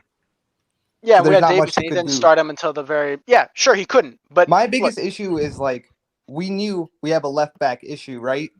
Why didn't we call did we? Udagi when we had a loan problem? You That can't was like look. You can't just recall. Look, it's not FIFA. You don't just recall players and pay £16,000 to recall players. That's not how it works. These, especially with how contracts work in Yeah, the because Big of the Five leagues. contract and all that. Yes, there are clauses in their contracts. If we wanted to recall Udagi, I'm sure it would have cost much more, if it was even possible at all, and I'm sure it wasn't. And we really have a left back problem when we have three players who can play there? No, we have three. That's good enough depth for one position, and two of them are injured. There's a reason for that. They're running to the ground. You don't get two injuries and effectively And every you have a single shit position. medical team. Sure, you have You a have a shit shit medical team medical too, team, and but you don't have a fitness department that is equipped enough to keep them fit. sure, Uh, you can say that you don't have a good enough medical team to keep them fit. That's not even what the and the job of the manager has to medical work team with is. one player only. So, Um, and if that player goes out, then who does he play with? Like there uh, was a possible chance that we could not have Perisic for the Everton game. By the yeah, way, yeah. There was a good chance, and what would we have done? Because we would have had Davies out, we would have had and we would have had Sessignon out, and then maybe Perisic out as well, and then we'd have to play someone who's never even played in that position, or God forbid, played a different system. But point is that you have what you have as a manager at some point, and the medical team's job isn't even to keep players fit. That's kind of a ridiculous narrative. Their job is to recover players. But when you have a coach like Conte running these players to the ground, we're getting constant injuries. You have to manage the squad a little bit. You just have to. You can't keep playing the same faces every single minute and expect nothing to go wrong. That happened. Look at what happened to like Liverpool. They won the 1920 because they were very lucky with injuries. But 3 seasons now, they've been getting hit with injury after injury after injury because they've ran their players into the ground. You look at any team that runs their players into the ground that way, injuries happen. why are And players so sensitive? I mean, like, come on, man. These are world it's their class players. bodies. Look, you can't. Look, you can call them. Oh, look. It's not about being sensitive. That's their body. They're getting hurt, dude. I don't know what else to tell you. And these players are Like, I don't all think have Conte is nutritionists. They poking all them have with dietitians. needles. Seriously, sorry, Aryan, but You're the way you trivializing sounded, it though. You're yeah, sorry, trivializing but it. sorry, I mean, let me say that here, but the way you're sounding it, like it really seems like that the whole coaching team is just torturing them for the sake of torture. Like it really sounds like if, let's just say, they're putting them on the ground because they want to put them on the ground, or they don't want them to play, or they are punishing them. Like, why would a manager want to do that if he wants his players to perform week in, week out? Why would he purposely want to do that? I think if somebody would do that for the sake of it, they would only do that, I think, to build them, to grow them to a certain to a certain level. And it's not just Conte. You have a whole team of the people who are working around with him, the coaches, and not just that. And I think to a certain extent, the medical department is also involved in the kind of exercises that they do, because they are not just as simple as like Conte telling somebody to do like planks or just like 100 push-ups and all that. They have a proper written stuff that it works out with sports science. And I think our club is instilled with sports science and all that. It's not just as simple as Conte wants to run them down. So that whole idea that Conte wants to run them down, sorry bro, it doesn't make sense to me. Because why would a coach want to do that? Tell her, doesn't make sense to you, seriously? It doesn't, but Conte did do it once, and I understand why he did it, right? He did it right before preseason started on South Korea, where he made players run back and forth, right? And that was That's just to way get long fitness. ago, like from this situation. Yeah, I know. That's what I'm saying. It happened in a very, very strict situation where it made sense, but it would not make sense to like go overtly crazy on training in the middle of season. That is how injuries are going to happen. Look, here I'll give you the look. You're first of all you're trivializing. It's like, oh my god, well why would a coach want to injure their players? Of course he doesn't want to injure the players. That's a ridiculous thing to suggest. But the way we've all been Spurs fans for a very long time. I think that's right. We know that this squad has not. We rarely ever have a day where we don't have an injury. That's very well known, right? Especially when you had Lamela at the club for so long. But generally, we've not had an injury crisis like this bad since maybe under Mourinho when Kane and Son both got injured. That was the only other time I remember an injury crisis this bad. And last season, we had multiple key players out throughout the entire season, kind of rotating injuries under Conte again. Sessegnon was one of them. That was basically always injured. Doherty ended up getting injured. Romero was injured half the time. You had a lot of injuries last season too, and this season. The fact is that Conte is one of the most demanding physical coaches We have in the injuries, bro, sport. every single season. Like under I Mourinho, know, you, I you, know, you did call it. but look, no, I know, but we have worse injury problems under Conte than we have under any other coach generally. And under Mourinho, there was fitness problems too. Like I said, that one injury crisis when both Kane and Son were injured, and we didn't win for 6 games, right? Most of the injuries that happened, though, were injuries that happened in game. Like the Kane and Son injuries, both of them got injured from a tackle within the game. Same with Bentancur. That wasn't like due to Conte. Conte had no Kane control and of that Son tackle didn't get happening. injured under Conte. Son got injured once, I'm but talking Kane about hasn't when gotten Son injured. got injured under Jose. It was due to a tackle, I'm pretty sure. I don't even remember what Son was injured for, but Yeah, if no, no, that is the case, then that one when he hurt his oh, his when he arm, hurt his his arm, arm, his arm. yeah, Yes, his I arm, remember. yeah. Yeah, But so there you go. but I wanted to come on to that point as well. Like most of the injuries that took place, they were in-game injuries. Like only I think the only person who is injured right now, and that injury doesn't make sense, is actually Bissouma's injury and Ryan Sessegnon injury. Those two injuries were apparently Bissouma's injury was, I think, during a Stress pre-match training fracture. It session. was a stress fracture. No, it was a Bentancur has hamstring injury. it's literally you I can can look it look. up right now. It's a stress fracture. He has a protective boot on. He has a boot on his ankle. It's not his hamstring. Um, look and look. I think the only what contact injuries do we have in the squad right now? We don't have any contact injuries in the squad. All of our injuries are non-contact. 100. They were I'm pretty sure contact Bentancur was injuries. injured Yeah, with the All contact. of our Emerson injuries Royal are one was non-contact. knee injury. Emerson Emerson Royal. Royal, Wait, what I happened to think Emerson? Yeah, Emerson was an international break. Emerson was an international injury. It was so Emerson was an that one international doesn't injury. count as a Conte injury. Like It Conte still injured can, that. but I don't know what happened. I'm not gonna No, it talk about it. doesn't. It doesn't. It doesn't. Like I'm let's. not gonna talk about it because I don't know what happened Okay, anyways. I can prove it to you why it's not a Conte injury. When your player goes from the club and he goes to an international break, they are tested very well. First of all, they have to go through a whole loads of tests again, and then they have to pass on certain fitness tests for the international side as well, and then only they are deemed as fit to play.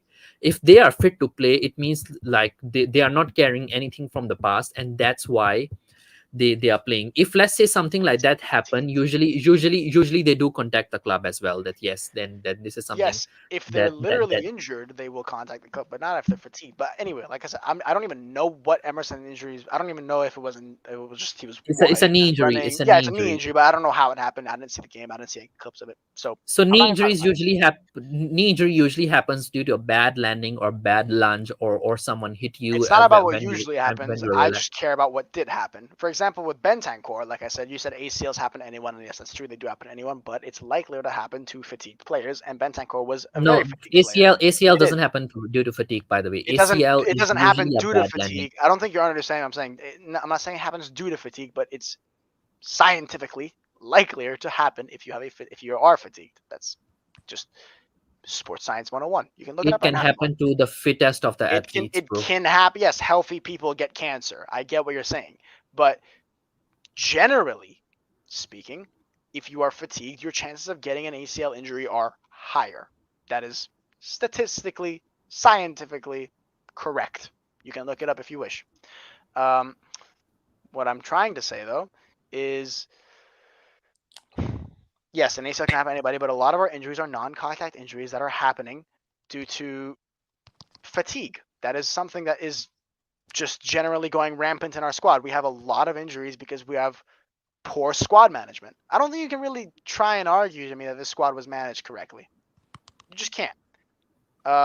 I completely forgot where we were. I'm just trying to get on this injury point. By the way, Yeah. you are wrong. By the way, it's a neuromuscular fatigue is a commonly accepted risk factor only. It's not something that That's can ex- cause it completely. Yeah, Yeah. not yeah, but yeah, that's what I'm saying. It gets likelier. Yeah, you can't just yeah, you can't get tired and pull your ACL. But if you are yeah, that's It's exactly what I was usually saying. overextending your leg, so it doesn't mean that it doesn't mean that you are basically fatigued. Overextending your leg means, for instance, like let's say somebody jumped and they are just landing Yeah. on one leg and they have overextended their leg. That's how ACL Yes, takes place. but yes, uh but the threshold of yes, but the threshold that you require to literally tear your ACL is is lower when you are fatigued than when you're not. That is what I was saying. I wasn't saying you're going to get tired and tear your ACL. No, of course not. But yes, it is a risk factor when you are fatigued. Precisely. Precisely. that's a on the spot fatigue. It's so there are two types of fatigue, by the way. There are certain fatigues that, yeah, you had a training session and your muscles are just fatigued, and then you do something wrong, which is a totally different thing. That's a different type of fatigue. This fatigue, that what I'm talking about, is a fatigue that's on the field. On field fatigue, like let's say you are particularly stressing your leg while landing badly, while lunging badly, and That's not as players fatigue. they That's are taught, stress. yeah, stress or fatigue, what you want to call it, it's same, potato, man. It's It's same, not. yeah. It's It's same. Fatigue and stress is same. what I'm Yeah. telling you as a general is if you are tired, literally tired. I'm talking about fatigue is running 10 kilometers and your muscles are fatigued.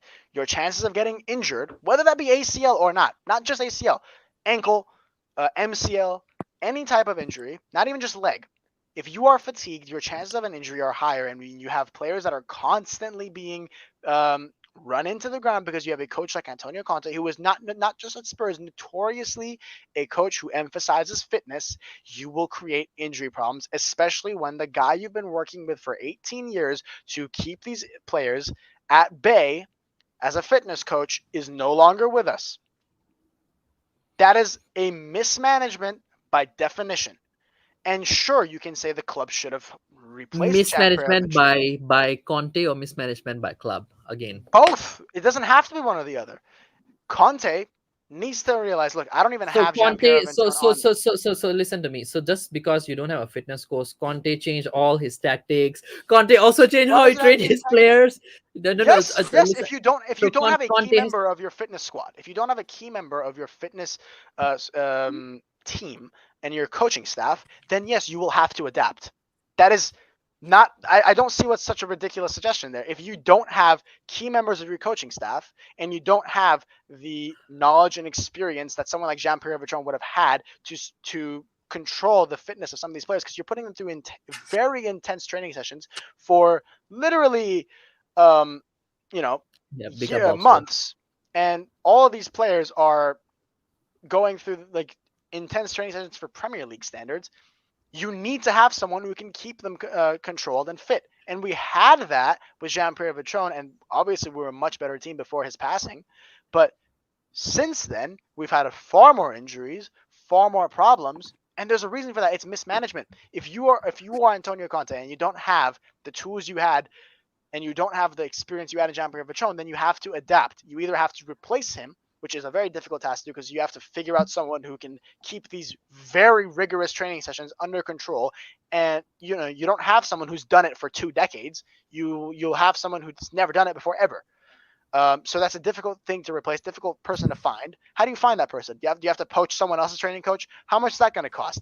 Will they be willing to come to a team that's literally struggling right now? There's so many factors that we as fans don't see behind the scenes, whether that be from Conte's perspective or Levy's perspective, right? And it's just not as easy of a thing to do. So it's much more sensible for someone like Conte to adapt while we wait and let search. And he So didn't. he adapt in what way? What way he should Adapting adapt? his intensity, adapting his coaching. He never did that. You cannot, that's mismanagement. That is definitional Bro, what you're mismanagement. suggesting, what you're suggesting, indirectly or indirectly, it means that that he needs to, if he needs to adapt his intensity, does it mean that he brings down his intensity rather than bringing it up? Sure. Yeah, okay. uh and you know that when you bring down an intensity of a training, it also reflects on your on-field performances. Then the intensity Have is our less there on-field as well. performances been any good? Have our They on-field have not performances been good. generally? No, they've not been good. No, no, And no, they have that not been good. fitness, what is the fitness But good for? whatever they were, if your coach is bringing the intensity of your training down, it would also reflect in your on-field performance. So it means that your on-field performance would also be less intense than what it was, comparatively less, not just generally, Yeah, but but comparatively. intensity hasn't been the problem in our training sessions alone. We've not no, we've if you have all these intense training sessions and we don't even look good on field, and that's not because we're not running. Our players are very good at running. That's all they do.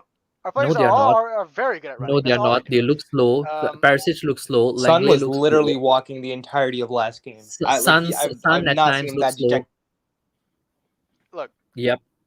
one of before in the my Spurs players, shirt. our players run around a lot. You can look at especially last season, like the Premier League numbers. We were some of the most active teams. We're some of the most active team in the Premier League. We're running a lot. Especially Bentancur was running like 13 kilometers every single match. That is ridiculous.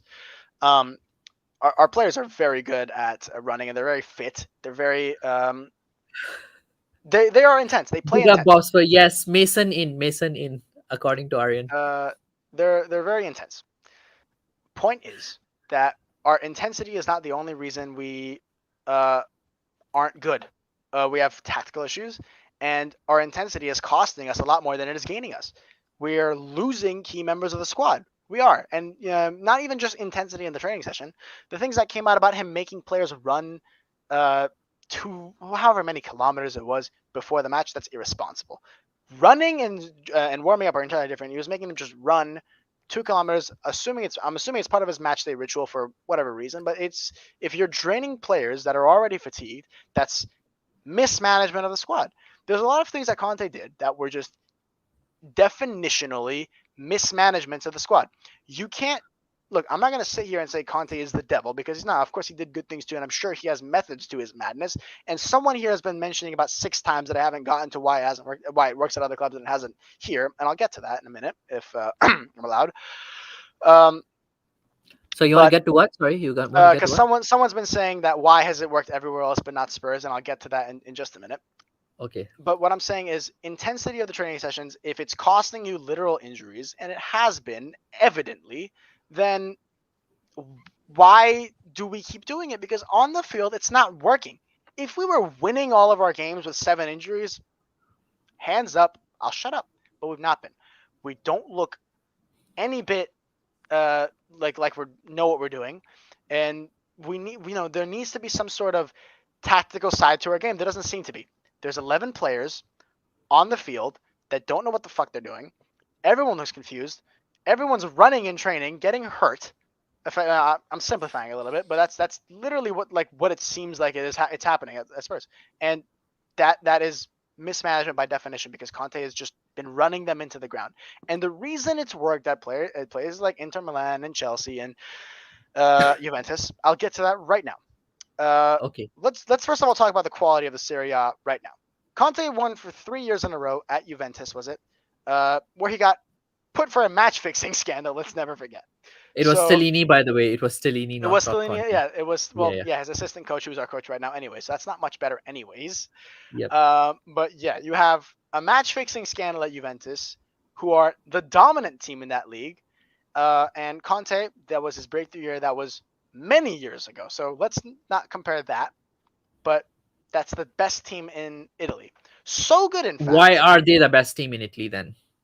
Why are they the best team in Italy? I'll tell you right now. The quality of the Serie A is not that good. Juventus were hit with a 15-point deduction this year. We all remember that was because of the whole Fabio Paratici thing, because of their corruption. They were hit with a 15-point deficit. They are 4 points from top four. Inter You know that Milan.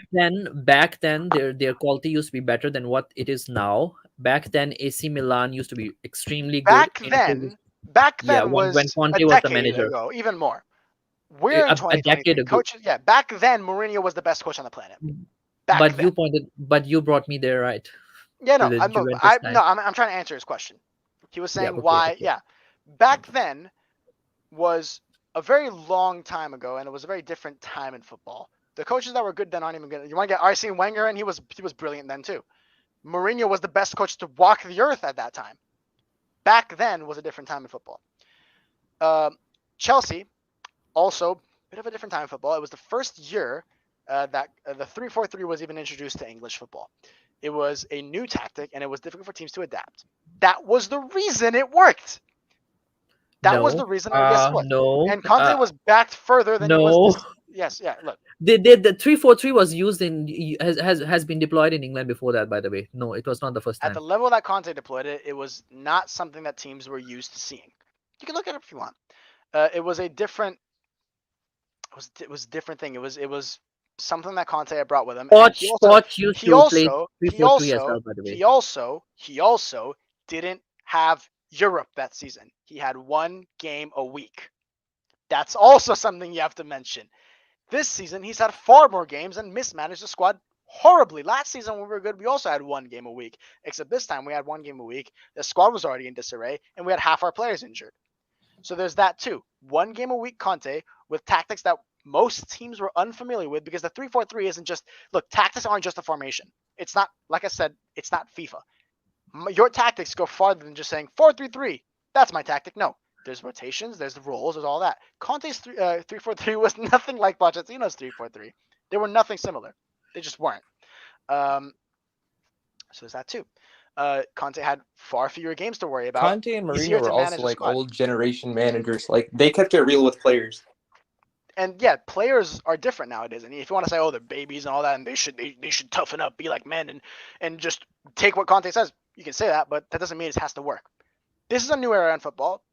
The footballers are superstars, have big egos, and millions of followers, and that makes it feel like they're on top of the world. Is that a bad thing? Of course it is, but that's what it is. That's what it is. And as a coach, it's your job to motivate these players, whether you like it or not. That's what your job is as a football coach nowadays. And you have to accept that. You can't just run away from it and say, oh, well, players should be better. Your job as a coach is to motivate them. That's what you're hired for. That's what we pay you 15 million what if they are a year dumb and for. they can't be motivated? Because I used to teach students. There are people like I used to be a teacher, by the way, and I had students like no matter how hard you motivate them, like I had students who like Yeah, but they're they not can't world work. class You work out. scholars. They're not You work world out. class scholars. You're talking. Look, if Conte, if we pulled 11 players from the street and gave it to Conte and say, "Oh, I'll make it work," sure. But these are world class professionals. Anyone who's playing in the Premier League is a world Yeah. class By the way, Talha, professional. I think Talha has to leave. Yeah, Talha, any last thoughts before you want to make a move? Talha, Um, are you there? I Yeah. Any was last like thoughts? thinking about the players and the mentality and stuff. The thing is, like, I agree. You have to adapt to like the players. It is what it is. Times have changed, but the players can't be giving ultimatums to the fucking club. That's stupid. Like Richarlison should have not been like, if Conte doesn't start me because he Richarlison doesn't think came I'm out good and enough, said I that leave never the happened. club. You can't be doing that. You can't Richarlison be power tripping. came out, made a public statement, and said that's not true. Romero never did. Romero was the one who did do that. And if you want to People come can out say and what say they that, want, but behind closed doors and stuff, that's what I don't know. There's not there's not a lot of clarity. But None there's of if us not know full Richarlison that. comes out and transparency with says, the fans. That's my biggest look, problem also. the source that said Richarlison and Romero did that is a Argentine source. It's not has no connections to Richarlison. It would have no way of knowing that. And Richarlison came out in a public statement and said, I never did that, but Romero never did. So we can assume that Romero did, sure, because Romero never denied Because it. it was on an international break, so the interviews were given locally, so it has to be an Argentine source. So let's just say if Sun gave that interview about Conte as well, it was from a Korean source, so you can't say that it's uncredible because it's their national Of course I source. can, because no, but I can because it's a source that has very strong links to Okay, I gotta Argentine go for players. real. I gotta Why on earth? All right, go for real. I'll catch you guys later. have a good Yep, one. get you, bro. But you Those are can't. live interviews. I can send you a live interview later, by I the way, for that. understand what you're saying. I understand what you're saying. It's not an interview. It's a panel of people talking about stuff. But Romero never denied it. Richarlison did. So let's assume that Romero, the one who didn't deny it, did do that. He gave an ultimatum. Are you really going to sit here and say Romero is a problem child at Spurs? Are you It is really a going to try? problem if any player who does that, in my opinion, is a problem. No, I You don't. are I basically think the player who's Romero, who's been putting pretty much the most effort in. okay. Ariane, have you worked, by the way, under a boss or under a I've company? I not. think you're a student. You're No, not, right? no. Okay. In any company, in any organization, if you go jump the gun, and you jump from the hierarchy, you go to your boss. I once did that, by the way. There are huge consequences to it, by the way, huge Sure, consequences. it's sure. it's to us in certain settings, it's considered as insubordination. Like It's I look. almost once got sacked. I almost once got sacked from a very good job that I was working in because I did that. And the consequences of that is that in many companies you can only do that if there are moral grounds where you can actually accuse your boss. Like, let's just say if your boss is sexually harassing you or something, like he is corrupt, he's making you do things about the company that are wrong, that goes against the company rules. And third thing is that if your boss is asking you for personal favors and something very personal, only on certain grounds you can actually do that. In many organizations you can't just Sure. go jump your boss and go to your boss to complain about something like that. Even if you need to do something, like let's say you have issues in companies, you have HR, and you have something like you You're call it comparing a corporate structure to, but you're comparing a corporate club. structure with a Tottenham sport. Tottenham does run like a very much as a corporate structure, by the But way. they don't legally bind the same way. So yes, Romero can go into the he can In the same way, every company does have a different structure as well, but in many yeah, settings but a corporate structure, these are is it some common unprofessional? Of values. course. I'm not here to many tell you many it's not unprofessional, right? It's it's very unprofessional. unprofessional, It's it's very outright unprofessional. wrong. It's It's outright unprofessional. wrong. But if also, anybody if also, anybody does that, it's considered as insubordination, by s- the way, in my look, opinion.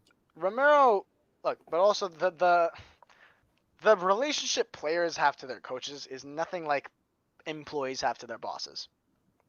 It's just not, right? Your job as a coach is to be part of the squad that is the players, and you're supposed to motivate them No, and you're not. be You their are team. the Yes, boss. you are. You are the boss. There's Yes, a reason why you are yes, called a you are the manager. head. You are the head, but your relation to the players is nothing similar to what a employee and a boss are like. It's just not. And if you want to argue that they are, that's something that we'll never agree on because they're simply not.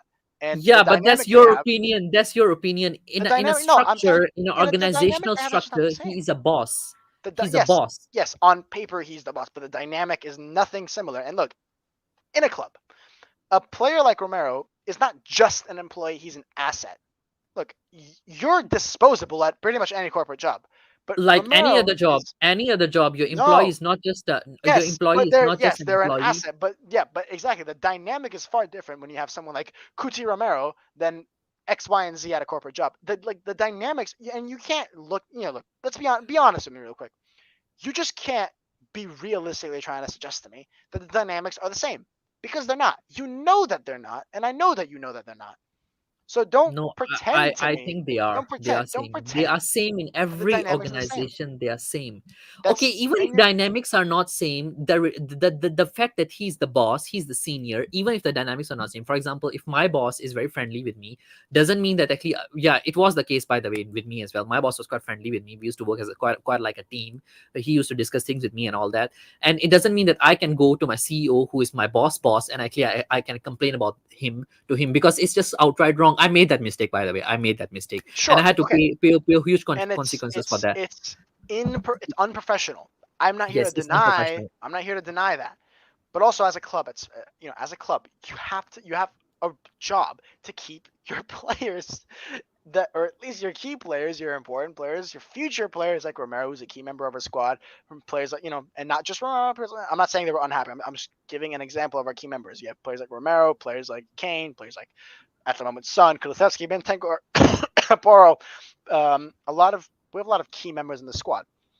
Your job as an organization, like as a football club, is to keep these players, and on top of that, um, have a structure to not keep them just happy, but to keep them performing.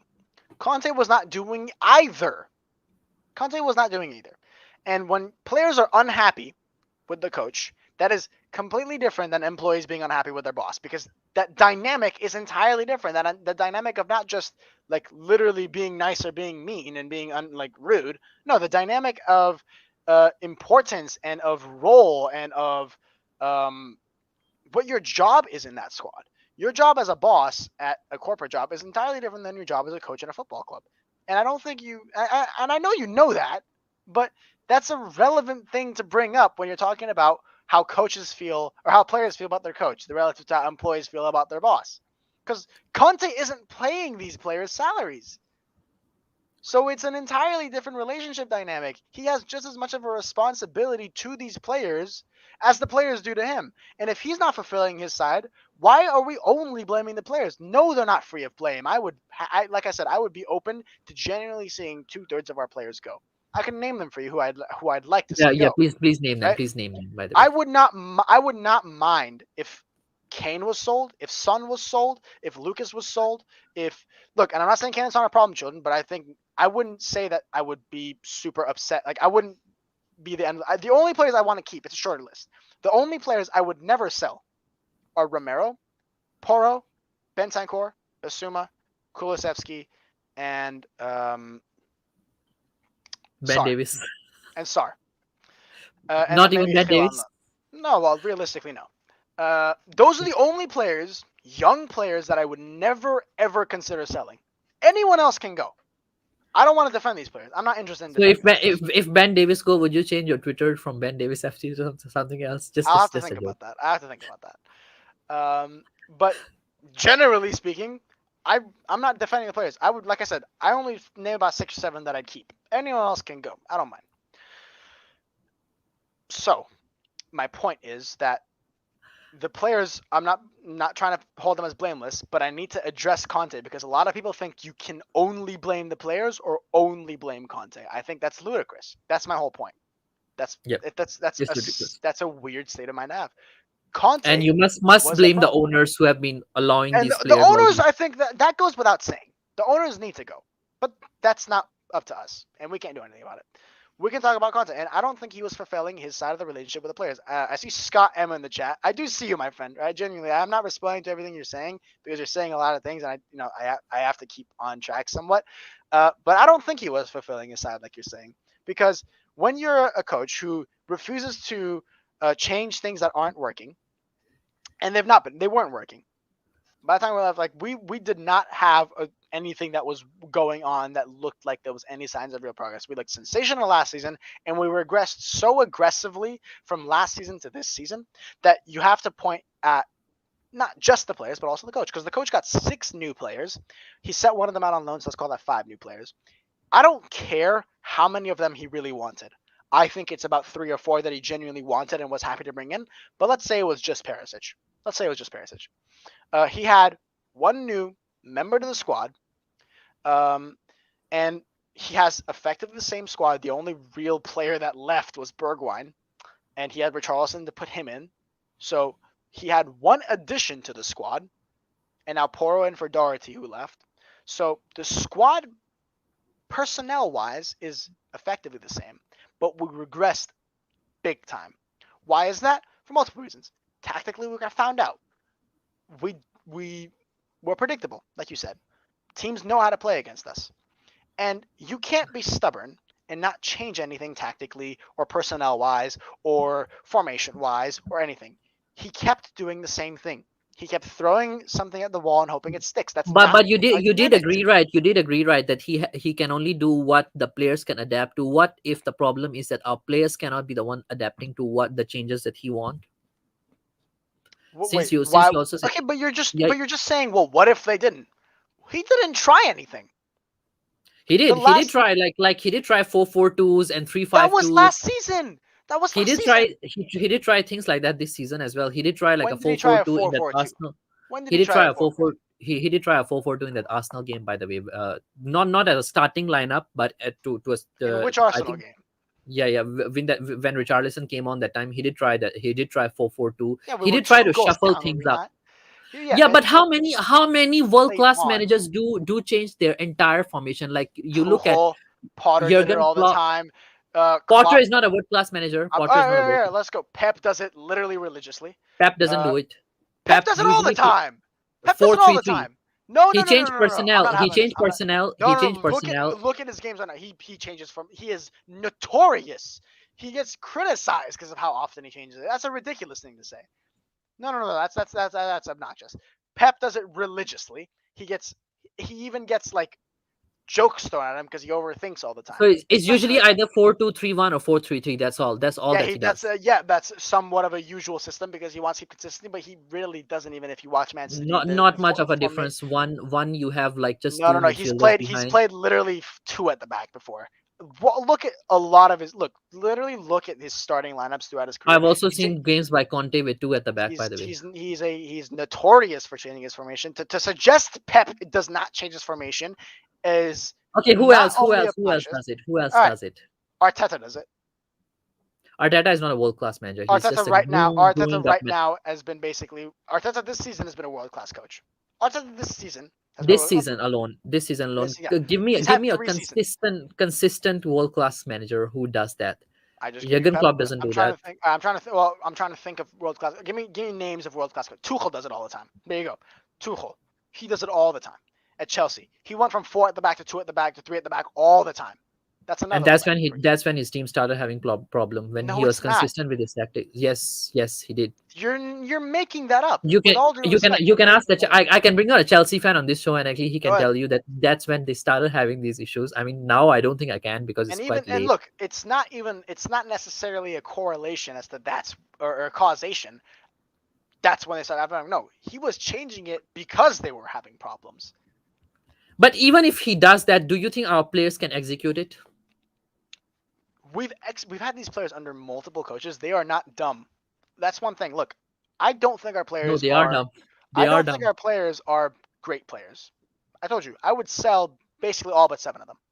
But you can't. It's nothing more than arrogant to sit down as two people who don't play in the Premier League and will never get to a level close like that, and to say these players can't even play these systems. No, they're not idiots. These players just aren't idiots. Look, they're not. Not only in this club have these players played multiple different systems, all of these players basically, except for like Harry Kane, have played with different coaches who have far different systems because Conte's system is very unique. It's not a system you see very often anyway. These players You have see it played in very often these multiple. days, by the way. No, These you days, don't. very often. You've You do. played. What? Who plays a Conte system, man? Tuchel plays it. There's that Tuchel does other not play. guy, Look, did you see his Bayern today and the other day? He does not play anything like a Conte system. I think what you're confusing. Nagelsmann plays that. Nagelsmann does Nagelsmann not plays a play a Conte system. simple, Nagelsmann does not simple. play a Conte system. It's similar. It's similar. It's just that they have It's nothing certain like different tactics. no, Poch played it at PSG as well. no. None of them have played Conte ball. You're confusing 3-4-3 with Conte tactics. It's not the same at all.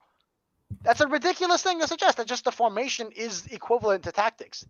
That Okay, is then what are the tactics that you're trying to say? Explain me that a bit as well. Conte tactics are he has a 5 at the back. It's not even a 3 at the back. It's a 5 at the back.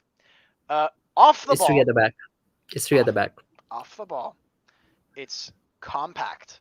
We squeeze, but we off the ball. It's compact. Everybody pretty much except for Harry Kane, sometimes Son, comes back. So you're saying it's off the ball, 5 at the back. On the ball is 3 at the back. Do you agree? Yes, that's every team. That's versatility, right? That's versatility, that's not versatility. right? Like, that's basic build. it's versatility.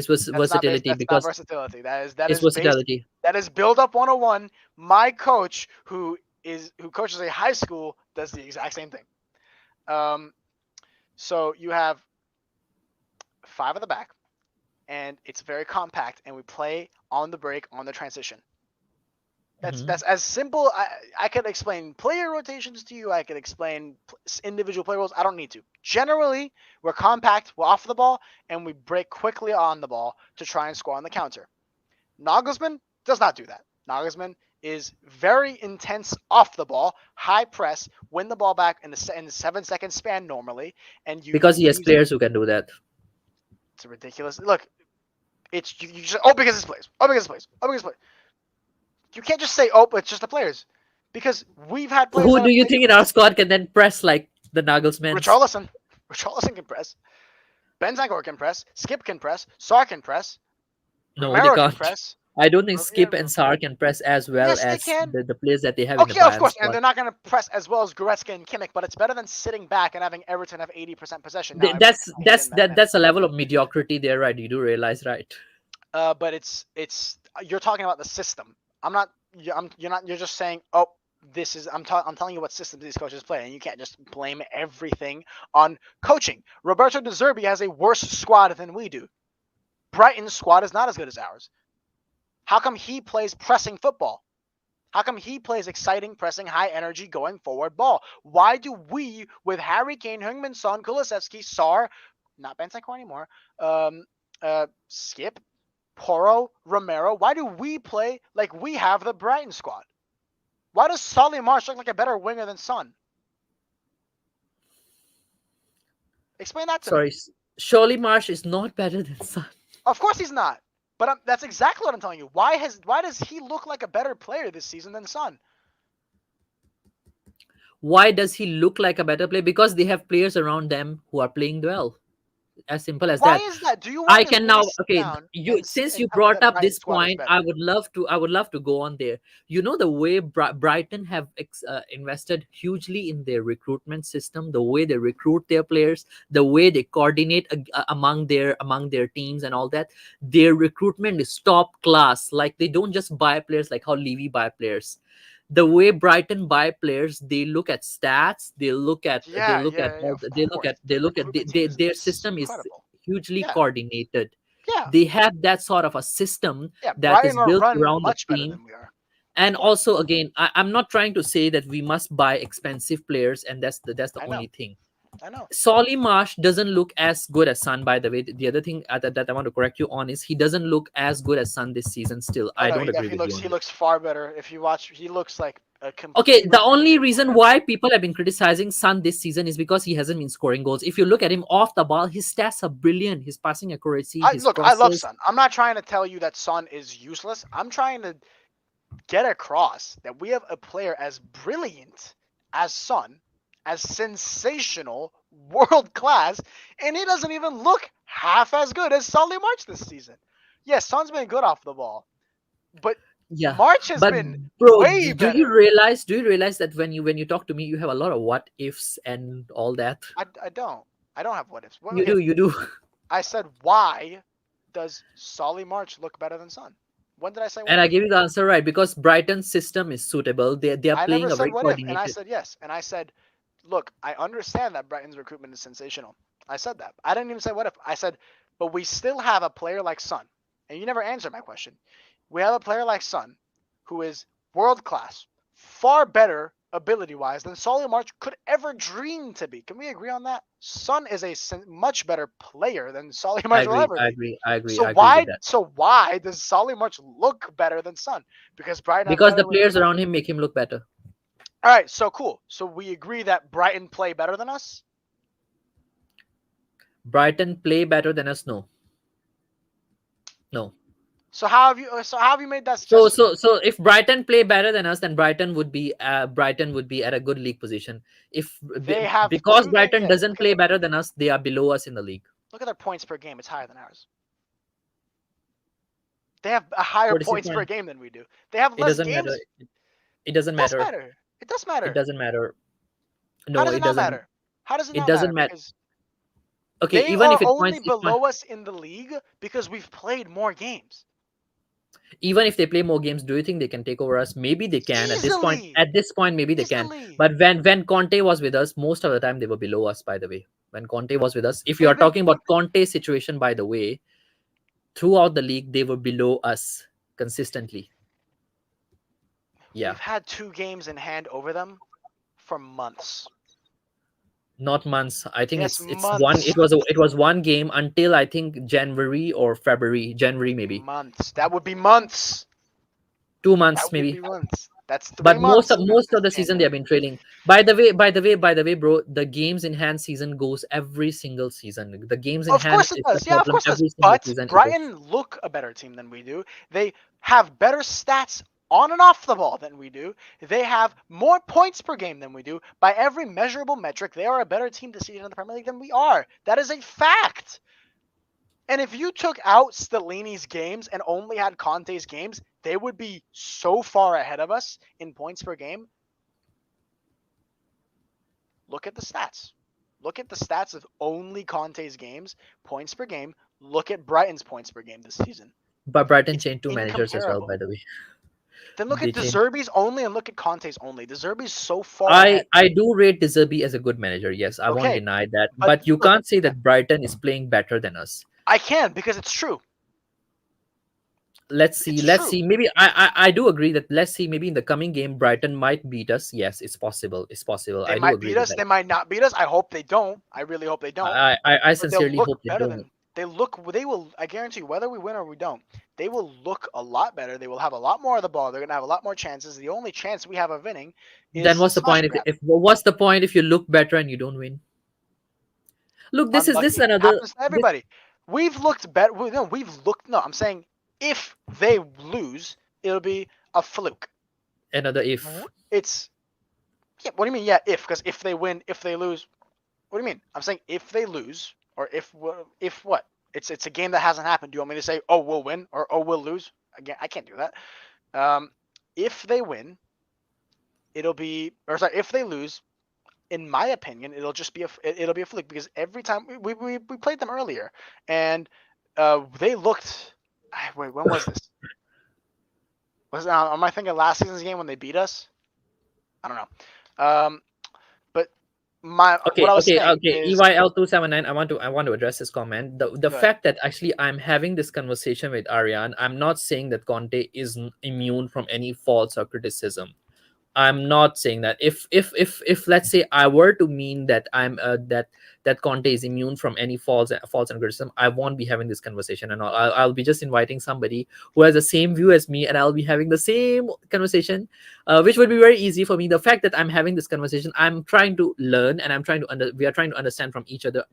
To have a slightly different perspective, so please don't try to sound it like that. I'm talking like if Conte is totally infallible and immune from any faults or criticism. The fact that I'm listening to all this most of the half of the time is that I am open to any form of criticism. The only thing I don't tolerate on this channel is when somebody has an agenda. I don't think Aryan has an agenda against Conte.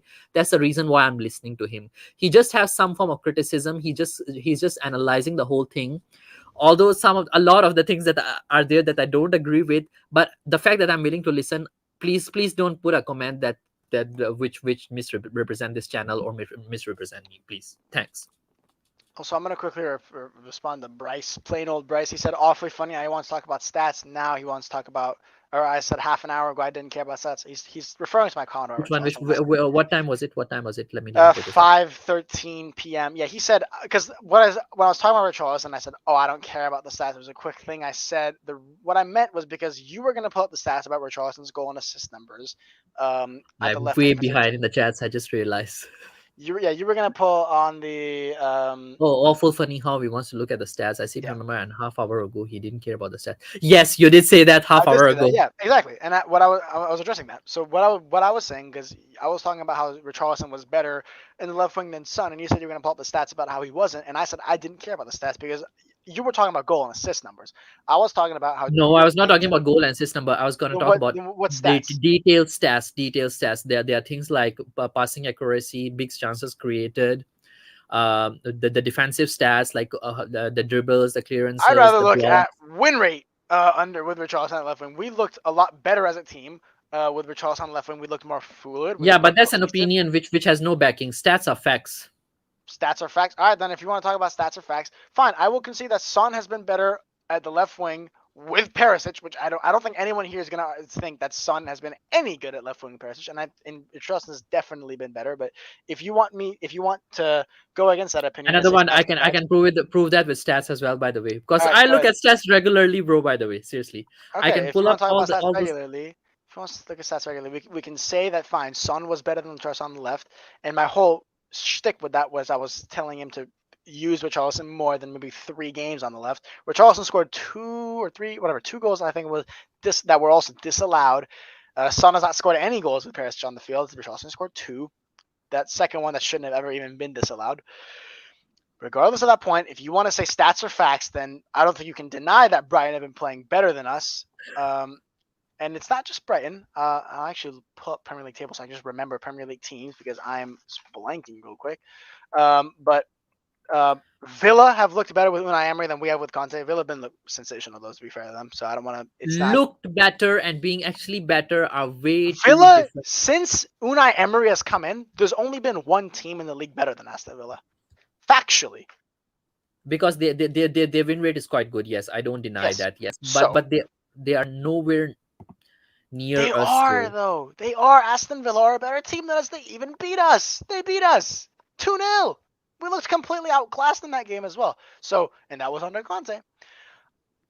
So look, and Scott again. What am I lying about this time, man? What am I lying about this time?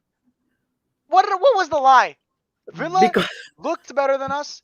They beat us. They have a better win rate than us under Unai Emery. They're the only team that has more points since Unai Emery's been appointed than Aston Villa is Arsenal. They have the second highest points since his appointment. That's Villa that have been better than us, and probably will. I no, think they can I think finish he's better. pointing out to your earlier something earlier. I don't think he's Which talking about the yeah, what, Aston Villa game. I mean, The which when you were talking about stats, since you said something about Brighton have Brighton. played better than us statistically in any form of stats you can pull up, maybe except distance covered per player. Brighton have played better than us. Better football visually and results wise. They have. They're how many games behind us right now? They are 2. 2 games behind, 4 points to make up. And if they Yeah, beat we us, beat them. and if I'm gonna say if, yeah, if Ali, by the way, you're talking about Brighton or you're talking about Aston Villa? If possible, I would like to engage a bit more with the no, I think he's chats. talking about Brighton because we beat. Oh wait, no, actually, I think he's. That's a good question. Yeah, but by the way, Ali, which one are you referring to? That we look better with Richie. Oh, he's talking. Okay, Scott was talking about Richie. No, I genuinely believe we look better with Richarlison than we did with Son, with Perisic on the field at the same time. That's an important distinction I'll make. With Perisic and Richarlison, we look better than Perisic and Son. I don't think you can really deny that. But that's a matter of opinion, Scott. Calling it lying is okay. He's talking about Brighton and Nova Albion. All right. Oh, he's talking about Brighton Hove Albion. I don't think Brighton is better than us again, because this is something that it will be decided in a few more weeks, game weeks. Currently, the whole game weeks are kind of messed up as well. I don't think they're better than us, but even then, I don't think that De Zerbi is a better manager than Conte. Is De Zerbi a better manager than Conte? Are you saying that? In the great year 2023, I would say yes. Yes, I would, Hmm. because Conte. So Uh, if Conte were to walk into this Brighton team they and would not do as well. They would not do Deserbi no. They would not Deserbi get were to nearly as good results. okay, so if Deserbi were to come to Spurs and Conte were to go to Brighton, who do you think would take the edge? Easily us. Easily. Easily. Hmm, I look, I and agree. anyone here can tell you, Jack Northfield is actually a good friend of mine. That's why he's here. And Hi, he Jack can tell you, Northfield, by the way. he can tell Good to you, see you. he can tell you, I was pretty much Conte into the death until maybe a month ago. Maybe around a month ago. So like you said, I don't have any agenda against Conte. I have nothing against Conte. I was very much Conte in for the better part of 13 out of 14 months that he was here. I think that's what it was. But yeah, there's been a point that Conte has just crossed where, like I said, we've already talked extensively about his squad management and all. But the squad he has and what he's getting out of it relative to what other managers getting out of other squads is just embarrassing. And the reason I look, and like I said, I don't think the squad is very good at all. I told you there's about 7 players I'd keep total.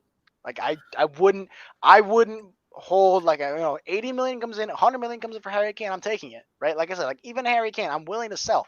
There's only about 7 players, young players that I just have a base that I want to keep, but pretty much anyone else I'd let go. So I'm not trying to defend the players, but what he's getting out of them is embarrassing. These players are better than what Conte's getting out of them. And I know that because Conte used to get more out of them. Conte used to Last get more season, out of them just last last season. season, right? That's something that every other manager also does. That like Jose had that But managerial really, bounce. No, for the first three games. Jose got the max Jose got with this squad was 6th. We finished 7th the following season. Pochettino had 5 years with the squad. It was a completely different squad. That's an entirely different managerial reign. We cannot compare to what Conte and Jose did. But Jose went from 6th to 7th, and his new manager bounce was okay. But Conte got more out of his better squad, by the way, than what Jose had. Okay, let's just disregard 9 titles as a player. Deserby 0 trophies. Conte 6 major league titles, 5 in Italy, one You're in England, one. comparing someone who's coached for far longer at far better teams and someone and De Zerbi's an entry level manager. He's There's a reason why he has been hired by far better teams. no, because he's been in the game longer, man. Conte's first job was like a Serie D or something, man. And De Zerbi has come from Shakhtar Donetsk to Okay. Sassuolo Do you want to me to tell Brighton. you when did Deserbi started coaching? He has been coaching since Go ahead. 2012. Yeah. And Okay. Conte's, if you just talk about that season as well, I think it's about 4 titles in Italy and I think one in England and 6 major leagues. So it is Okay. around there as well still. Are you saying Conte's been coaching? Oh, so yeah, in that period, yeah. But that's the period of Conte's like prime to now. De So Zerbi even entered the coaching Deserbi's game. prime is yet to start, right? Isn't it? Of course. Of course. De In Zerbi's eight, okay, just entered the Premier League. in 10 years, Deserbi hasn't reached his prime as a How old is manager. De Zerbi? Deserbi is actually pretty. I mean, he's kind of He's old as well, by the way. 43, dude. 43, and Conte is 49, I think. He's 53. Conte's 10 years older. Conte is 10 years older. De Okay, Zerbi so is not, even not even close to entered his prime as a coach. okay, let me okay. It's irrelevant. Let's check when did Conte start his It's absolutely not coaching career. irrelevant. It's irrelevant actually. It's irrelevant. Age is irrelevant in this matter. What matters is like when did Conte start coaching. Not really, because if De Zerbi started coaching at the age of 33, that is So entirely different than starting coaching at the Conte's age of 43. first job was in 2007 at Arezzo. He in 2007, and as a manager, the next year he already won one trophy. By the way, 3 years later he won Serie A 3 times in a row. So in like 4 years he was And you're already also winning comparing a trophies. career trajectory, which is very uncommon. You look at someone and you look at a career trajectory of, because like that's like saying Zidane. Like Zidane's first and only job was Real Madrid, right?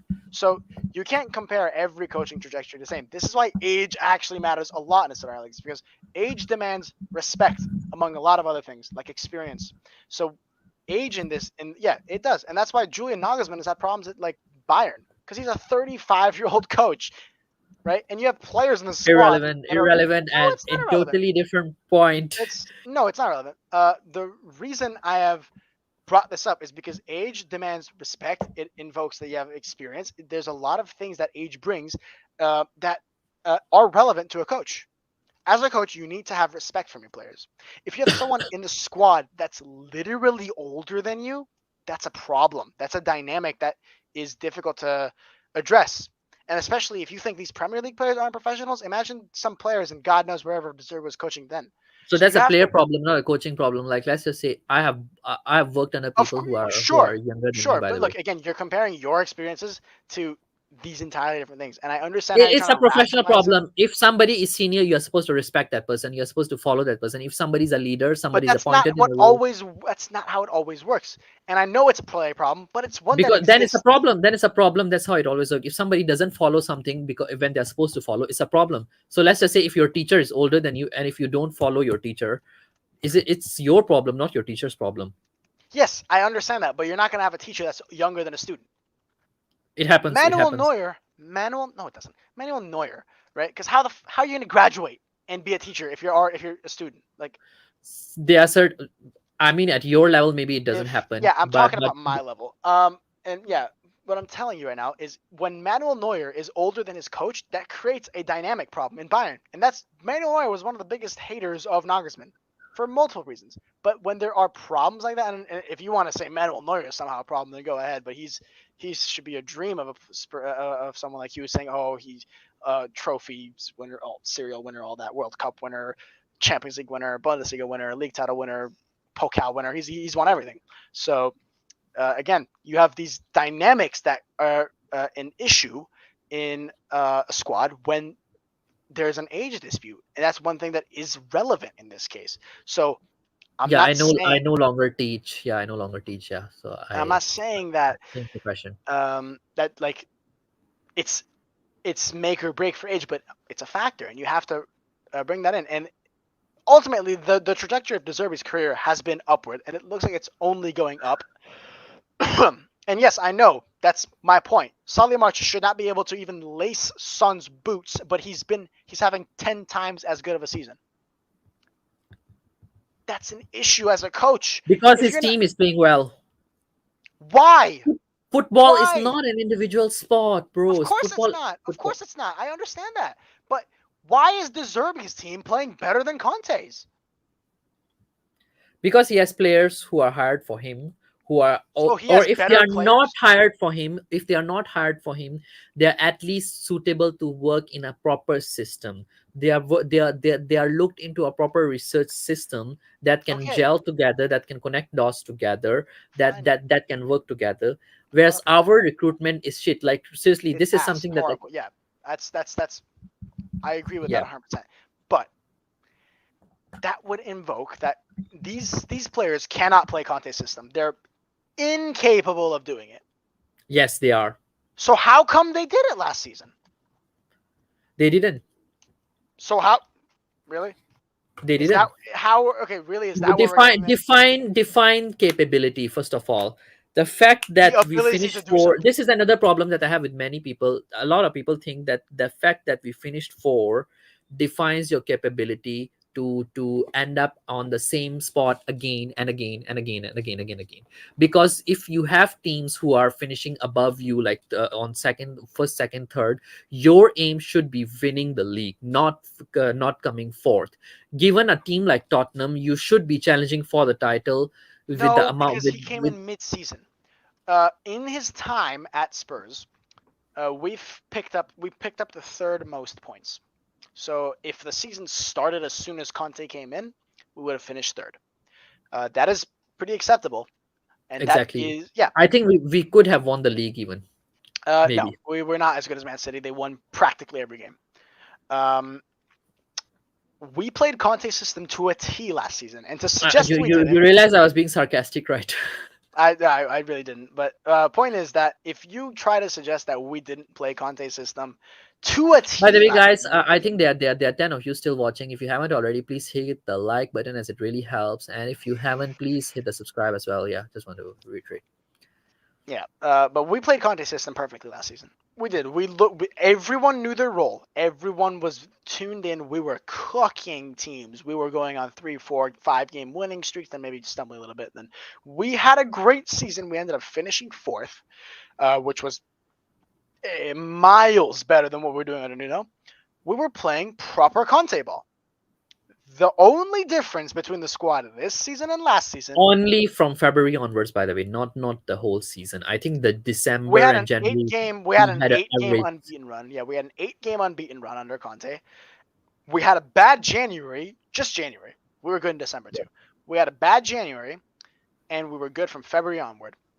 That is Yep. still a good season. That's one bad month. Very good season, especially for how we were doing for the last 3 or 4 years. There you go. There you have the stats, by the way. March 7 goals, 5 assists, so only one better, and he hasn't contributed. Look, if you watched Brighton today, and if you watch Brighton pretty much any other time, most of the goals have something to do with either McAllister or Solly March. And also the fact that he has 2 more goal A involvements lot and of goals, 2 by less, the way, that Spurs score have to do something with Sun as well. 2 more goals in 2 less games. It's still Solly March is having a better season than Son. So doesn't matter. Solly March shouldn't have half as many goals as Son. That's the truth. The fact that he has more at all is dumb. And that's a problem with Antonio Conte and how he managed Son. So to say that Solly March, Why is Sun scoring less goals a Conte problem, bro? I think now I'm realizing why you is have a it bit of not? an engine. No, why It is it is. not? Why is it not? Because look, as a player or as a coach, you have 11 players and you're supposed to get them to perform. That's how you make a good team. If you have one player who's performing or 2 players who are performing, which has been Romero and Kane, what does that say about your management of the team? Last season, Son had the golden boot under Antonio Conte. Last season, all of our players looked like they could be key squad members. All of them. They looked amazing. Dyer last season, and no one here can pretend otherwise. Everyone here thought Dyer was class last season. Everyone here thought that. Who thought that, by the way, guys? Everybody thought I'm that. a big Eric Dyer fan, but even I Anyone didn't think here that can Dyer was anyone class. here who says they don't remember thinking Dyer was a good player last season is lying. You can go back on Twitter right now and look at Only for 1 month. dates.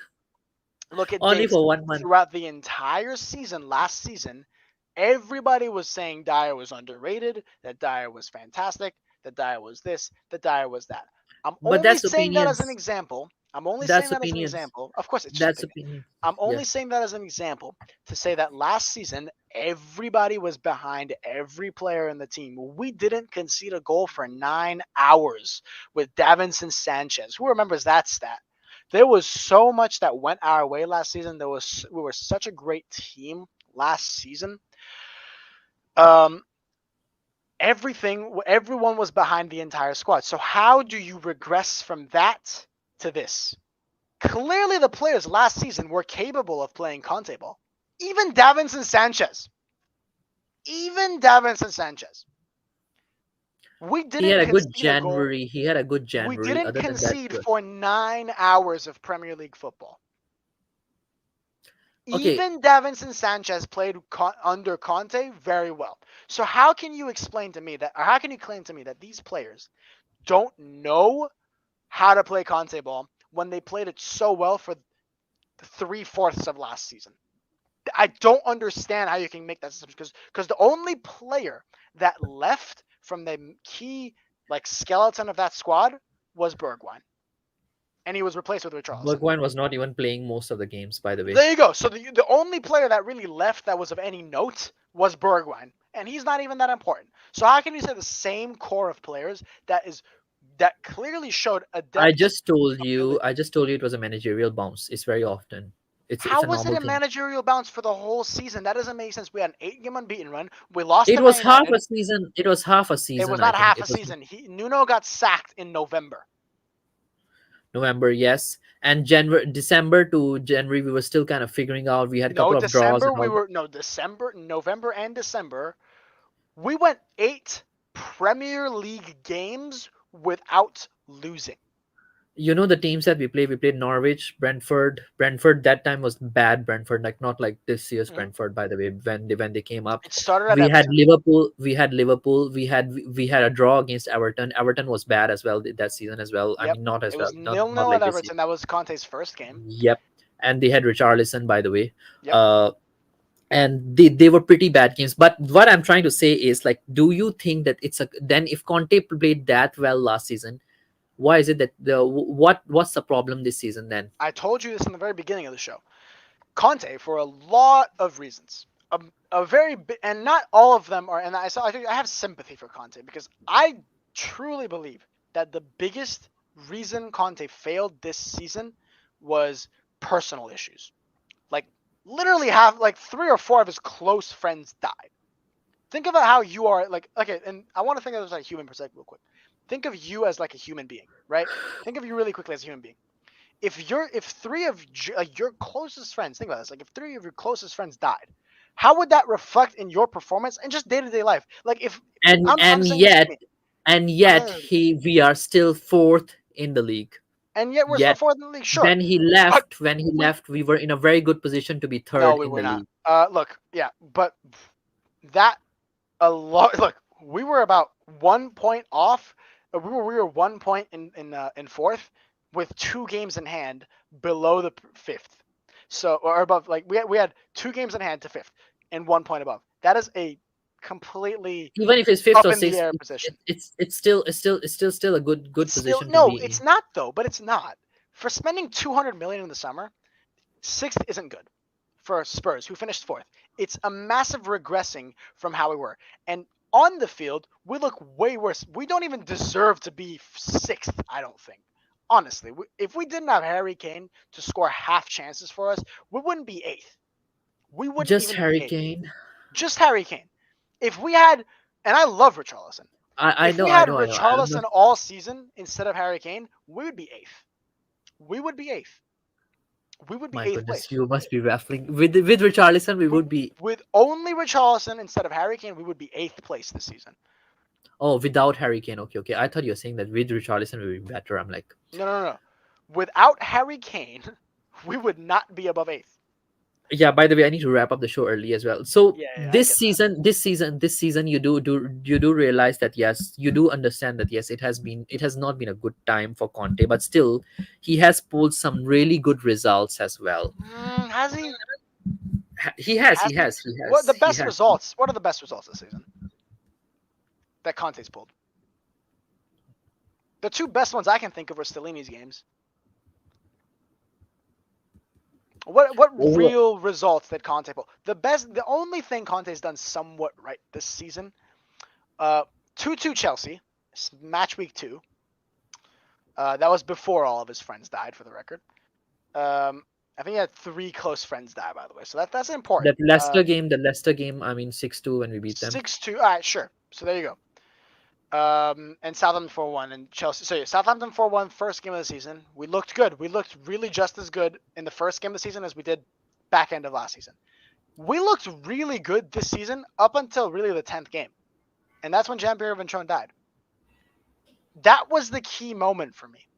When that happened, not only is he Conte's close friend, and that has a human effect on Conte, but we discussed the injury problems that come with that too.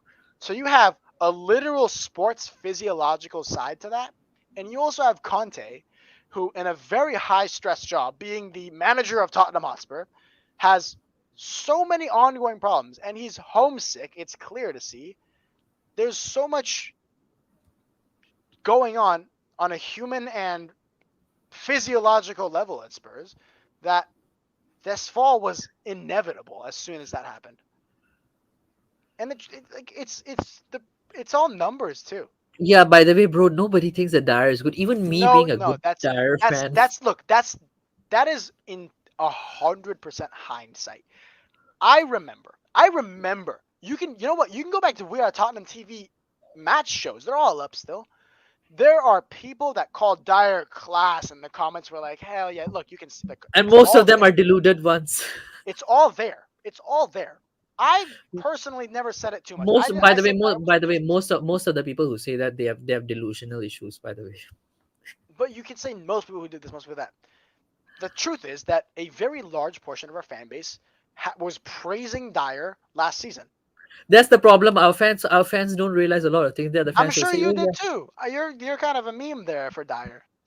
So No, look, okay, my meme. Okay, and let me explain you why I like to sing that Eric Dyer song. It's sort of like a joke, in which I try to tease Eric Dyer fans, basically people who did say last year that Eric Dyer was so good and all that. To a certain I extent, don't yes. know. I haven't watched too many of your call-ins. I can't comment. I just know you're a meme for that. But All I'm saying is the majority of our fan base was happy with Dyer last season. You can say they're delusional, fine, I don't care, but Being that's the happy truth. is one thing, but to say that he was like brilliant, no. No, they were Because praising him and they were saying he's very underrated. That's the truth. And no, he was not there was underrated. there was contract rumors that came out, and all the comments were saying, "Oh, that's deserved. He's been so improved, so good, this, so that." That's the fact of what happened. You can say, "Oh, all of our fans are delusional," fine, but I'm telling you what was the case. Um. Anyway, I know I By have the to way, wrap how this long have you been a Spurs fan, Aryan? Just curious. up. Too long. Um. I'm trying to remember what my first game was. It was 3-1 Bournemouth under Posh, but I'm trying what year it was. If anyone remembers the year, but too long, man. I was how many years old? Like 8 or 9, so like 6, 7 years with Evie. There you go. Okay, how old are you now? I'm 17. Oh, 17. Okay, okay, okay. I thought you were younger actually. No, I'm 17. I see, I see. Okay, okay. That's good, that's good. Uh, over the obscenities hurled at Dar. Yeah, Ali, you're kind of hilarious. But anyways, I wanted to say actually, I agree with you to a certain extent that yes, this season has not been our best season, but I don't think Conte has to be. Conte is the main reason why we have struggled. There are areas where Conte has to take a certain form of criticism, um, to a certain extent, yes, but I think he was given very less support from the club. He was given very less of understanding from the players. He was given very less of a coordination from a team, and I think he could only do as much as he did. What? Yeah, Okay, look. What do you think is the job of a coach? to win, But how do they to do win, that? But how do they do that? That's the thing. Like, I think you need to realize what is.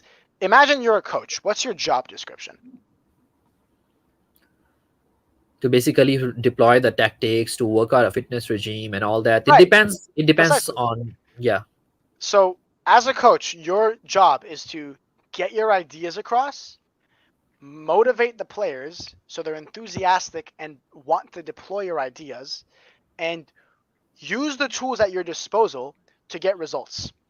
Conte did none of those things. That is what my main criticism is. He did You a can all of say, those you things. can say, you can say that a lot of reasons for Conte's failure this season was because he was not provided with the players that are his profile, and that is an acceptable thing to say if we stagnated and we didn't improve, but we didn't stagnate. We regressed massively. That's the issue. That's what my No, issue he is. didn't regress. Points per game, points per game, we have far less. Points per game, we have tangibly less. Our league position is a sham. We have games in hand pretty much across everybody below us. Points per game, expected goals against, all the underlying stats. I'm not a big expected threat, expected, whatever this guy, but expected goals and all that stuff are reasonably all right metrics for general performance. And if there's a massive gap from last season to this season, there's a problem there. Not expected, sorry. Points per game is a very easy stat grasp. It's just an average of points and how many wins you're getting. We've lost more games, drawn more games, and won fewer games in this season. We did not stagnate. We literally regressed. In any metric you want to use any stat you want. I will give you your choice of stat. But this is Any a stat you better want. year in Premier League, by the way. This is not the one where you have Norwich, where you have Watford, or where you have Burnley. But you have Bournemouth, and no, that's such a Bournemouth is a random. better team this season. Bournemouth, a team like Bournemouth, has beaten Liverpool. By the way, Southampton are horrible. Leicester are horrible. Forest are horrible. Bournemouth are horrible. Everton are horrible. These clubs, Wolves have been shit this season too. No, you cannot say, oh, it's just the quality of the league. That's a ludicrous argument, and that would not no, no, account no. for I'm how not saying much we quality of don't. the league. Okay, Premier League, somehow the way it works is every year is slightly a better year. Then the other year you can have like the worst teams. Like let's say you have the Norwich, you have the Watford, you have the Burnley, for instance. But Burnley last season, Burnley not so bad maybe, but Norwich, Watford, that's one. And this season, a lot of teams who actually are playing, they did work out very well. Like they did invest in their recruitment and all that. Like you can see teams like Brighton are doing very well. Fulham is doing really very well. This is one of those seasons where you will see all the teams that came from relegation, they would end up in the league. I think, in my opinion, most of all three teams that came from the relegation battle, they would stay in the league next year as well. There will be some other teams that will go Look, down, in my look. opinion. If you Point look at this, is that's irrelevant to us. yeah, yeah. Give me your point. I want to hear your point. By the way, My point is, I will allow you to pick any stat you want, any stat you believe is tangible to how a team performs. You can pick it. We have regressed from last season to this season. There has goal not been a scored, goal goal scored, scored.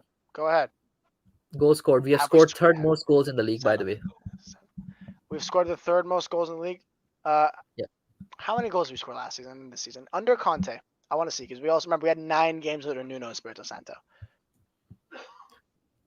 I need to pull up that stat. Pull up that stat. Do, I'll do you allow do you you to. have that? Do you have that? Do you have that? By the way, if you can give it to me. How many? This season, Spurs have scored. Here, I'll pull up Okay, right okay. now. Here. Hold on, This hold season, on. Let Spurs me. have scored 53 goals. Oh, actually, well, that was full season. So we scored 69 goals last season, 53 this season. I'll do goals per game. 69 divided by 38 is 1.8 goals per game. This season, it's 53 divided by 29. Wait, let me make sure. 53 divided by 29. 1.8. So 1.82 versus 1.81. So it's about the same. It's it's And the one season hasn't ended one yet. hundred, and yeah, and it's 1/100th higher this season than last season, and I guarantee you it'll get worse as we go on, because we had a far better start to this season and a better end to that season. This time it's vice versa. We had a better start this season and a very bad ending. A better start to the season and a very bad ending. That goals per game number is very, very similar, and we've conceded more. I think. Let me see. 41 versus. Yeah, we've conceded 40 goals all of last season. We've conceded 41 this season, and the season's still going. So we conceded how many last season? 40. 40, and this season we're conceding 41. 41, and we have 9 games left, and we have not kept a clean sheet for how many games now? It's quite a few games. So yeah, again, my question back to you would be the three at the back system, back line, and all that. We have been conceding goals and all that. Then why haven't we invested into our center backs? Like, why haven't we That's a bought center valid backs? point. Yeah, that's a valid point. I think our center backs, bar Romero, are all trash, and they should all be binned away. And half of them are literally players. Like I don't think Dyer starts for maybe like Villa. I don't think So Dyer starts for Villa. so I in don't a think way, Conte starts for Villa. we do realize that actually our main problem is not scoring goals, but actually is to defend, right? Yeah, Defend. sure. And I said this at the very beginning. You have nothing to build on if your back line is trash. You just have nothing. If you have Yeah. a bad defense, you have nothing. But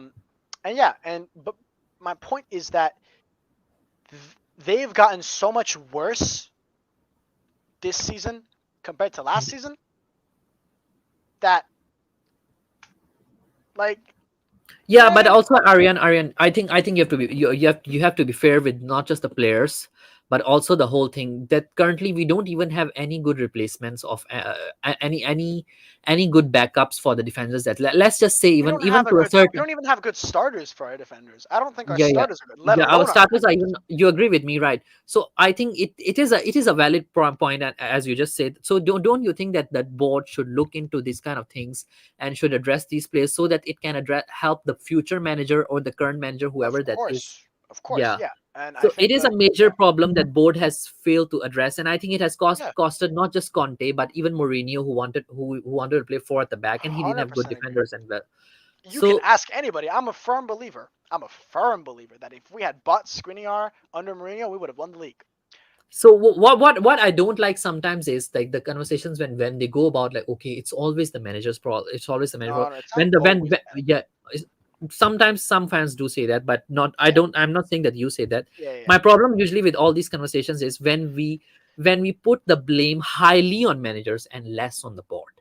The board has to take a big portion most of the I time think because I don't think there's a single fan out there that oh, there are blames many Conte Aryan, there are many. blames Conte and thinks Levy's faultless. I don't think that just exists. There are many. There are I many. look. I think what is true is definitely that Conte was Yeah, by not the the way, right big man. up, Eval. Thanks for your support. And yeah, I'm always a firm believer of having different opinions respectfully. I try to have conversations respectfully, unless that yes, if there are some dumb opinions, then I don't stay back to call them as dumb opinions as well. Yeah, that's just me. I Only think yeah, 24, I only get that. 24 conceded last season under Conte in 28 game. We are world away from that now. Fair one. Conte hasn't failed according to Levy as his remit is to get top four, and he got that last season and left us in fourth. Fair play. Yeah, but well, the thing is, we're not on track to finish fourth. We're in fourth. We are not on track to finish fourth. Um, if He left point, you at fourth, by the way. yes, but that position was a sham to begin with, and it still is. We're in fourth right now. But if you look at points per game, we're like sixth, which In is what do you think is the real reason why Conte gave that interview? why he gave that uh, that angry press conference Yep. to point fingers away from himself. That's my biggest problem because No, what he said, what he said no, the entire I don't time, think he did that. I he don't didn't think he did. say a single lie. That's one. I think one thing people are confusing is people who aren't a No, he fan of didn't that say any interview like lie. me. Nothing he said was untrue. Nothing he said was a lie. Everything he said was 100% true. The problem is what he didn't say. He didn't say anything about what he hasn't done. He didn't take any responsibility for things. And you could be the most Conte in person ever. You have to admit he did some things wrong. Some things, not even everything. Way I less than I agree. think he did wrong. Some But things, yes. some things he did wrong. And he never mentioned anything. He did not mention an ounce of responsibility, did not take an ounce of accountability for himself. He did nothing but point fingers. He did nothing but point fingers. And that was the biggest problem I had. It was entirely out of self preservation. It had nothing to do with him wanting the best for the fans, wanting the best for the club. He wanted to make himself look better. That's the biggest issue I had with that interview because it was completely out of self preservation. He didn't say anything about himself. He did not take accountability for what he's done as a coach to the squad, as the manager for the fans. He's only said, "Oh, the fans pay the tickets and they're unhappy. This is a disgrace. The club is bad. The board is bad. The players are bad, and they are bad. They are bad. The club is ran horribly. The board is horrible, and the players Yep. are shit." But you have to take responsibility for what you have done this season too. We have not only stagnated, we have regressed massively. That's an issue, and that's one that is almost entirely down to the coach No, because I it's the think same Ali, players. we did score more than 3 goals in the Nuno. It was not just three Yeah, we goals. scored Three was five. in the first game, so I Yeah, think it we was scored 5 or 6 goals. yeah, No, I think it was 6 goals. Like Aston Villa also, I think we scored scored two. something. Yeah, we scored in that game two, Oh no, it was five, seven. and Then then it was seven. It was seven. seven because Moura. Newcastle's we did score. Yeah, I will be ending up and ending soon. So yeah, I think your parents are looking for you. Sorry, I've occupied Now you they're for now you're so good. long. Yeah. By the way, I just wanted to say thanks, Aryan, for coming on. And although I don't agree with a lot of things that you did say, but it was a good chat to just hear from you. And some of the conversations you do point out they are worth thinking about. Yes, I do agree. But I just wanted to say that again, these problems that you addressed and all these things that Conte struggled with, and if he failed to address those struggles, I think the board has to take some form of an action because so that future manager whoever comes in they have to go through that same process again. And by the way, everyone in the chat, big up to Aryan as well. It's a great pleasure to have someone like him all the way from by the way, where are you from? Los Angeles. Los Angeles, all the way Yeah. from LA, joining us. So it's a great pleasure to have him. So everybody, give up a big round of applause to Aryan. And I think you can follow Aryan on Twitter. What's your Twitter? Ben Davis FC. Ben Davis FC. There you go. So you can follow Aryan on Ben Davis FC on Twitter if you want to. And what you have him on your shows, yeah, reach out to him via DMs and everything. That would be great. By the way, Aryan, it's a pleasure having you and chatting with you. And I will be having I'll be doing my Brighton overview in 1 or 2 more days with I think Marlon from Southview Coys. I'll be announcing that on social media, Twitter, everywhere. So if you guys wanna hop on in the chats, I'll announce it on Twitter and Instagram. And if you haven't already subscribed, make sure you guys hit the subscribe button and the like button. More of such content coming on. And Aryan, do you have any last words to say? Not really. I think I said pretty much everything I wanted to say. Except as always, come on, you Spurs! Come on, you Spurs! I No love the matter who's passion, bro. I coach. love your passion, bro. Alrighty. Have a good one, Elias. Have a good one. Everybody have a great one.